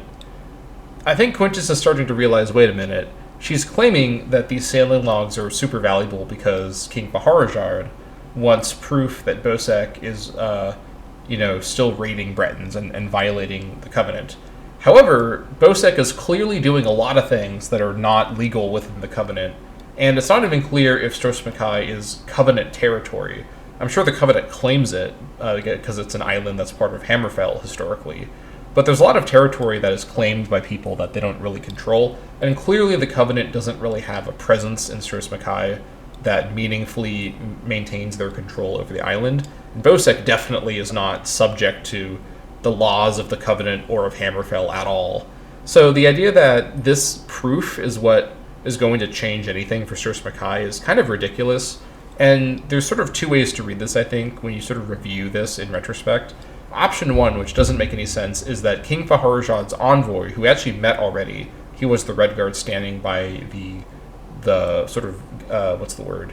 The bridge over to Colleen's boat that we sort of met on the way off the boat, that he told Colleen this, and Colleen believes it, which is completely not her character. She's way smarter than that. Option two is that Colleen doesn't actually think that these logs are worth a lot of money because they don't really do anything meaningfully to, like, because think of it like this, right? If Faharzad wanted to take over Stros M'Kai and install a loyal Covenant supporter, he could just do that whenever he wants, right? Bosek may have, pirate support locally, but he's been embroiled in the civil war with, until recently, Captain Helene and the Sea Drakes, who now they've lost their captain, but they're still in Saintsport. So Bosek doesn't even really have, like, a powerful force that is not sort of bogged down in local island politics. So if Hammerfell sent even a couple ships, maybe even just one ship of soldiers to Stros M'Kai, they could take over Port Hunding right away. Do you think Bosek's going to put up a fight? He'd just run, right? He's the big man in charge because there's no one else here that can really threaten him. And as you can tell from all of his insane actions of putting people's heads on pikes and being this brutal tyrant, these are the things that someone very afraid of their legitimacy does, right? Someone that's confident in their power in an area is going to behave way more chill and more open-handed. Someone that's insecure about their power level is going to project their power by doing a bunch of tyrannical behavior to keep everyone afraid of challenging them so that they're not challenged. So the idea that Faharzad needs proof that Bosek is violating the laws of Hammerfell is completely absurd. That he could just send who cares? He can just send ships anyways, but anyone that he sends here, including his envoy who's here in Port Hunding, can clearly see Bosek as operating outside the laws of the Covenant. So what I think is actually going on here is that Colleen is doing this more out of her sense of loyalty to Faharzad and the Covenant, and not as a money-making scheme. That's my sort of headcanon. And I'm not spoiling anything yet, because we don't really learn any more info about these logs, I think, after this conversation. So I'm sort of explaining my thinking on this, which is something I really like, actually. It's a fun nuance of this that I read into it, at least, because this really enforces the idea that Colleen, although she is a pirate, does ultimately have, in her own mind, a strong sense of duty to the Covenant, which really defines her character as her story continues after this zone, which is just something that I think is really interesting, and this nuance about what the logs are really for and what they mean kind of enforces that, because there are ways in which these logs could help Faharzad in, for example, organizing a military action against Stros M'Kai. It is a ways away from Hammerfell, so he would have to actually have people get to work getting prepared for that, but he doesn't need a casus belli, as it were. He doesn't need a reason, which is what she says the logs are for. What he needs really is, more information to successfully have someone take over Stros M'Kai. So maybe it's the case that Faharzad would actually find the logs valuable even in that other way, but I think it's a more interesting read of the situation to say that Colleen is sort of overstating that she's going to get paid a bunch of money that she'll give to the crew, because for what it's worth, after you finish this quest, you don't get paid a giant amount of money. You get paid a normal amount of money, and the other characters involved in the quest don't mention becoming rich from this. So I think that Colleen is actually kind of manipulating everyone involved in the crew to get everyone to help her do this heist, not to make money, which is what pirates would normally care about, and what everybody else in the crew wants from this, but rather out of her sense of patriotism towards the Covenant, which is going to be a relevant character trait once we get to Betnik, where that becomes a big part of the story there. So just a fun little aside, I really, really like the nuance that the logs are, on top of being kind of a subversion of expectations, because they're not what you would expect a giant heist to be about, but that the logs may not even be valuable in the traditional sense at all, but rather they sort of support a reading of Colleen's character that I find really interesting. Anyways, how do I do it? First, you need a servant's disguise to get into the palace. The papers are in a lockbox on the top floor. Bosek has the only key. Slip this powder into his drink, then grab the key. And then? The lockbox is always guarded. The guard's not bright, but he'll raise the alarm if anyone tries to open the box. Deal with him quietly. No stabbing. Lambor and I will have the ship ready to sail when you return with the papers. I'll be back soon. And now we can go ahead and talk to all the folks here to get some help with the heist. Quite the motley crew, aren't we? What do you think of Captain Colleen's plan? She's right. You need a disguise to get anywhere near Bosek. Fortunately, you have me. Just say the word and I can have servant clothes waiting for you at the palace. Thanks, Larissa. I'd love your help. My pleasure. Meet me outside the palace. I'll pick out something special for you. Alright. And let's talk to Naramo as well. Oh, yes. Hello. This is fascinating. Did you know the Dwemer had devices to rapidly mince fruit? Naramo, can you help me get to Bosek's lockbox? I can offer help with the guard, perhaps. You wish to deal with him quietly, correct? What's your idea? I removed this device from Clanker. When pressed, it produces quite the incapacitating shock. If you would test it for me, preferably on a living subject, I would be grateful. I'll take it. Thanks, Naramo. Let me know if there are any lingering effects. Twitching, mainly. I'm quite curious about the twitching. Alright. And then Jakarn last, isn't it? That's a wonderful day for a sailing trip, isn't it, friend? Especially if it gets me off this rock before Bosek chops off my head. Jakarn, can you help me get to Bosek's lockbox? Bosek keeps the key around his neck, cinched steel. I'll get the key off Bosek. Meet me out back. Sounds great, Jakarn. Get your disguise and meet me out back. Leave Bosek to me. Alright. Let's do it. We have ourselves a plan for the heist. We're going to use all of the heist members to make this easier for ourselves. This is also just showing you how optional objectives like finding all the heist members can make quests easier later on. This doesn't make... I mean, the quest is already really easy, even for ESO standards, but this is just sort of tutorializing that mechanic of the game. So let us finally go over and do the heist after quite a bit of build-up. We'll come back over... How much room do I have in my inventory? We have enough. We'll come back over and do our inventory stuff after we are done with the heist and we're on our way out of town, just so we don't have to do that twice, because we may pick up something from the heist here. Alright, so first things first, let's meet Larissa outside and get our disguise going. We won't be able to just walk in looking the way that we do. Hello there. Hoping to see Bosek? So am I, for 3 days now. Interesting. Well, look who's come to pay a visit. Did you find a disguise for me? Oh yes, try these on. I'm sure they'll fit you just right. In the meantime, I'll just continue my sweep of the palace. Sweep of the palace. Who wrote that? Me? Alright. Before I put this on, though, let's talk to this lady here. The gods have abandoned Stros Makai. All live only at the whim of Headman Bosek. Right. Alright, so let's throw this servant's robe on. I mean, robe is a bit of an overstatement, but I wonder if this guy's different dialogue for me. Hoping to see Bosek? No, he doesn't. So am I, for 3 days now. Anyways, let's head on. We're going to still wear our mace and our shield a little conspicuously, but don't worry about that. We are definitely just looking like a servant, as long as they just doesn't look very closely. Alright, so here we are in Bosek's palace. Let's do some investigating. Fancy a tune while you scrub the floors? I like how he has dialogue that is like based on us looking like a servant. I don't know if you can actually take off your servant's disguise inside here or they're getting kicked out, so I'm not going to try, but all these NPCs react to as if you are a servant, which is a fun detail. Letter to Headman Bosek. I demand that you take immediate action against the traitorous Captain Helene and her band of sea drakes. They have held the island's only lighthouse for over a year now. In that time, 18 ships have run aground or on the rocks. I have no doubt that Helene is sabotaging the lighthouse to wreck these ships, leaving her minions to loot the broken holds. While this greatly enriches her, she pays no taxes to you. Is that not a crime? Trade is your currency, and shipping your life's blood. What do you think will happen as a result of Helene's piracy? Ships will seek harbor elsewhere. Food will stop coming. Will you eat lizards, mud crabs, rats? What will you do when you run out of wool for clothing or leather for shoes? If trade with your fiefdom ceases to be profitable, your new regime will be short indeed. I implore you to gather your bloody fists and any fools you can buy. Send your army to Saintsport, rout the sea drakes, and take Helene's head before she grows even more powerful. I am your staunchest ally in Glenumbra. and will be so long as our partnership remains profitable. Silence Helene. Let our partnership not wither. If you leave Helene's greed unchecked, the next head on a pike may be yours. Your friend, Lady Brynwyn.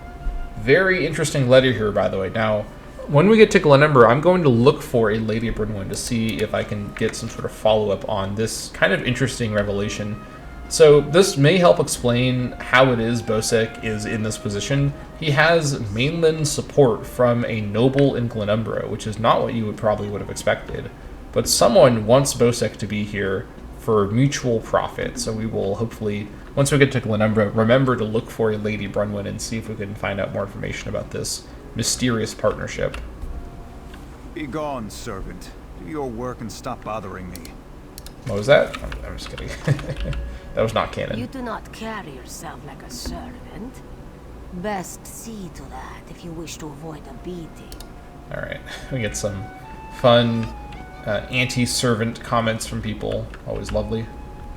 You're not staying for dinner too, are you? I love this like beleaguered like cook or whatever this guy is, who's like, oh no, not more dinner guests. No, not that. That's a funny implication. I wonder if he's related to the equally annoyed and beleaguered like laundry high elf over in the main town. Isn't he done talking yet? I've been waiting forever. Wants his bones. What is it now? Have you seen Headman Bosek? Shouted at you too, did he? He just went out back to carouse with the latest slatterns from the mainland. Best hurry up and refill his drink. You don't want him running out of drink. I imagine. Now, I don't think I can sneak very effectively back here. No, she's going to see me if I try to open this master safe box. So we're going to have to go for that maybe in the future, or probably not actually ever, because I don't think we can come back here after we do this quest, but we'll do some safe box unlocking in future times in a better spot than this one. Let's continue talking with folks when we can. Well, this place would be nice if Bosek weren't around. I suppose that's true. It is quite a nice little palace. Alright, here we are in the courtyard. Just act inconspicuous. There he is on the ground, taking a snooze. Looks like Jakarn has already worked his magic. Tell me more about those firm, deft hands of yours, Jakarn. He really has worked his magic, hasn't he? This Jakarn is quite charming for a scoundrel, but I do love scoundrels. Yeah, understandable.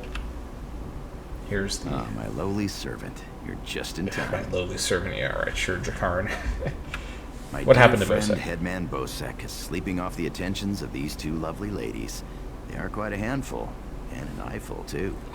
Why don't you take the good headman's key inside for safekeeping? I'll do that. World's least conspicuous key theft occurring right here. I don't know how anyone isn't alarmed by what's happening, but sure, I guess Jakarn is convincing. Alright, let's go ahead and crack open that lockbox. See if we can get our way past that guard. Hopefully Clanker's electrical part will help, although Clanker didn't use it before in the dungeon, so unclear how helpful it's going to be.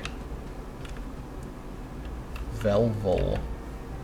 I hate this place, don't you? But I can't drag Gerilda away from her books until she's read every last cursed one. Yeah, least grumpy Dirk Elf right here. Look at that. Speaking of which, here is Gerilda. This town's history is fascinating. Did you know that many of the dwarven relics still function?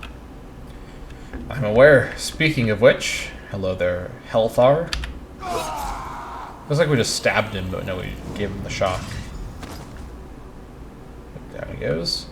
We'll just take a look around and crack open the lockbox and retrieve the shipping logs. These logbooks record ship arrivals, deliveries of stolen goods, and Bosek's cut of each cargo. Actually, I just realized why Colleen wants the logs based on the description. I don't think that Farharjad is after Bosek. I think he's after corrupt nobles in the Covenant who are trading with Bosek. Perhaps their friend noted it from the letter there. I think that's what's actually valuable about the logs. So I never actually thought about that until reading it right there, that that's actually something the logs will reveal. But they may give info about who Bosek's trading partners are. Because if Farharjad knows Bosek is acting outside of the laws of the Covenant already, The logs aren't super useful as a way to justify being against Bosek, because he already could do that. What they do, though, is they reveal Bosek's trade network, which includes perhaps that Lady Brunwyn from Glenumbra and other people that are within the Covenant, which Vaharjad would care about. Why are there so many people here? This is busier than normal. I am perplexed. Alright, let's go ahead and just get this stuff attended to here.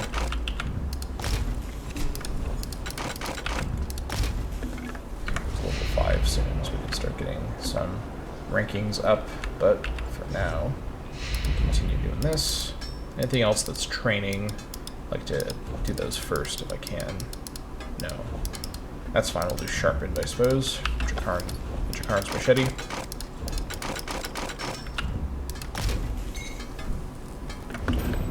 Alright. Apprentice deconstructor, very good.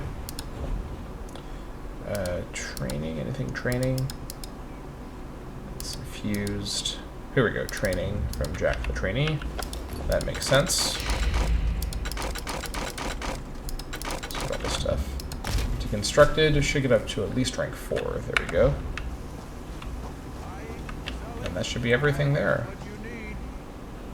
Yes, that is everything there. And then, how much? For another pack.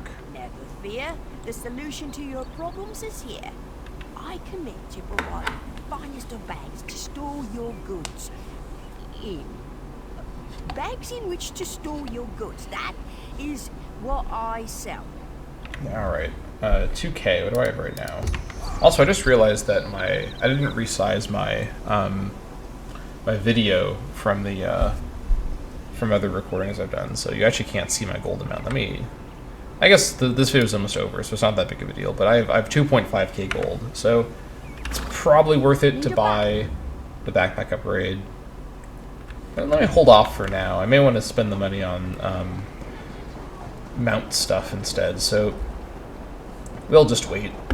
I don't have any space problems here, not really. Well, I will swing over to a merchant. I should have just done that over where I was, but we'll have to take a detour to go sell the rest of my stuff that I didn't sell earlier. Actually, I can sell to anyone, not just to merchants. Let me just run in here to the alchemist and sell to him. Alchemist? Yeah. Alchemy. I'm aware about alchemy. Alright, also we can deconstruct this glyph. I'll not forget to do that. To enchanting, and then the rest of the stuff, I guess I could have gone to the, yeah, I can also sell the extra recipes I don't need. I could have gone to the bank also. I'll just go to the bank in Betnik, which I'll be getting to very soon here, so shouldn't be a problem. Just to drop off some of these treasure maps and whatnot. Also, these servant robes can just be destroyed. I don't need to carry those around on me any further.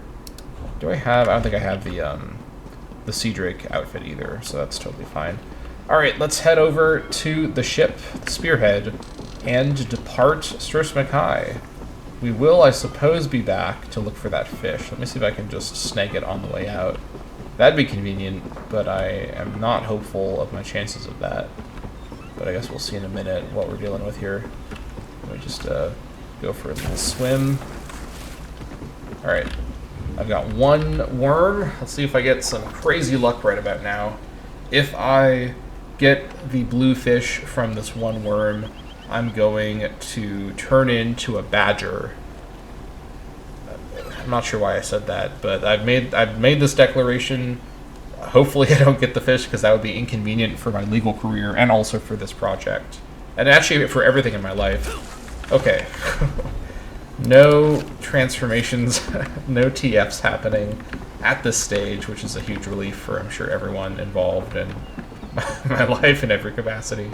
Don't know why I said that, but that was an ominous threat to make about what would happen if I picked up the fish.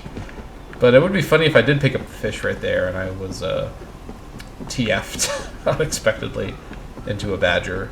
That would be a certified curveball in my life. But didn't happen like that, so that's fine. Alright, I'm definitely falling asleep at this point, as it's the middle of the night now. But we're nearly there. Let's just finish this whole thing off here and talk to Clean. My friend, welcome back. Do you have some good news? Here's the shipping logs, Captain.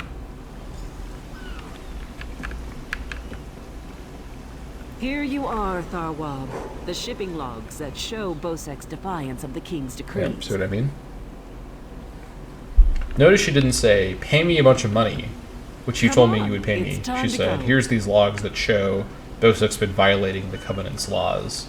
Which, again, isn't something that a, like, profiteering pirate would care about as the first matter of business. But Colleen is not quite just a normal pirate. She's got her own priorities, On your feet. Man your stations. of which profit Prepare is to not the sail. main one. Which, as we're going to see in a bit, it may lead to some tension with the other more traditional pirates on this voyage. Alright. Now, one thing I could do is I could talk with every single member of the crew that we've accrued over the course of this zone. Home to Betnik. I've missed my clan. I guess Lambert is from Betnik, which I thought she was, but I didn't want to say that for sure before. So I could talk to everyone and get their one line of dialogue about being ready to leave Stros Mackay, but that's going to be a boring way to close out this video. So let's just go ahead and get going. We are completely done with Stros Mackay. As this point of interest, which is port hunting, and this quest, we're both going to finish once we get to Betnik, so we are definitely complete with Stros Mackay. We've done all the quests, we've discovered all the zones.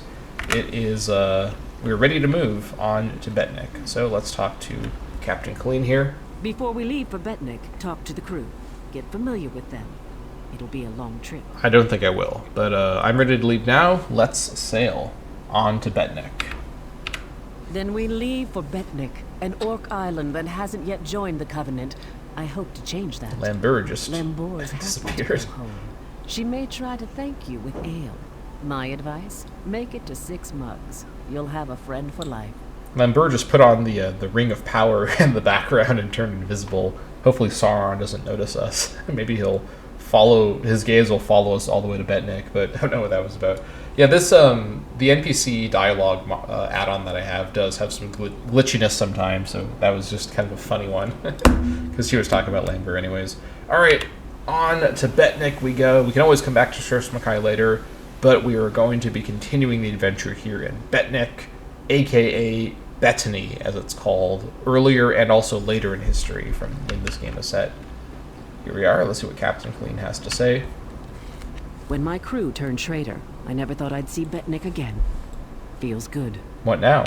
Head into town and get a drink. This is home, and we'll be here for a while. Here's your cut of the take from the heist. Yeah, so notice this is just normal scaled amounts of money. Now, it could be the case that in the lore, we are actually getting a massive amount of riches from a very profitable item.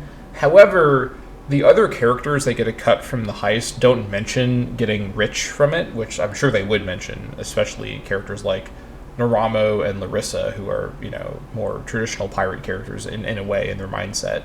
Maybe even Jakar would mention it. So I sort of don't know what to make of this. Ultimately, my headcanon about why Colleen wants those logs feels more interesting, but it sort of doesn't matter because at this point we've delivered the logs and now we've arrived in Betnik, and some completely new and unrelated to the Stros Mackay stories will await us here. We're going to see actually that the story of Betnik is going to tie very closely to the story of Glenumbra, and it's going to really begin the Daggerfall Covenant storyline for us in a real way here, even though we still haven't gotten to Glenumbra and Daggerfall quite yet.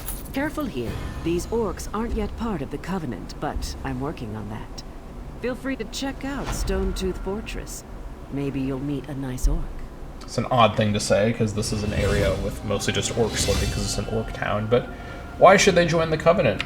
They aren't fools, proud as the Seamount clan are. They can't deny the Covenant's strength in numbers, and they'll make a mountain of coin selling weapons to our alliance. Ah, the real reason. Alright, we've reached level 11. Let's see what we get here. Just some potions that I will not use. Get our health up. And I'll have to decide how to use the point, because we do have a few points sitting around now. I have unlocked the different ultimate abilities, which I will talk about next episode, as planning around including leveling for these abilities is a bit complicated, but that's going to be it for this episode. I'll get to that in the next time. This has been a fun, although another sleepy recording. These weekend recordings do seem to be happening at night, so I'm a little tired, but hope you don't mind. I think I'm managing to capture the most important stuff here as I play.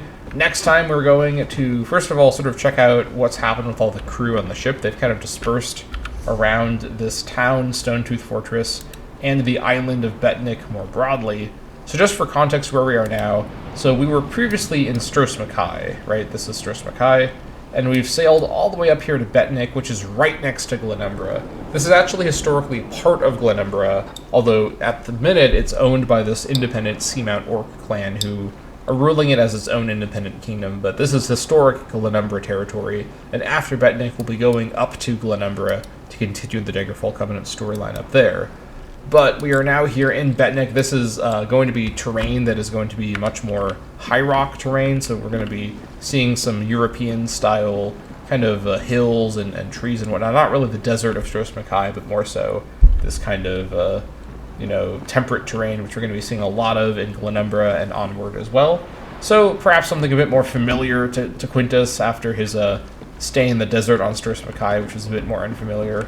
So we'll get some more insight into his backstory pretty soon here as he starts to discover how his recent past intersects perhaps a bit with the storyline beginning in Betnik. But whatever the case, that's going to be it for this episode of the Cascus playthrough. Thank you all so much for watching, and I'll see you all next time.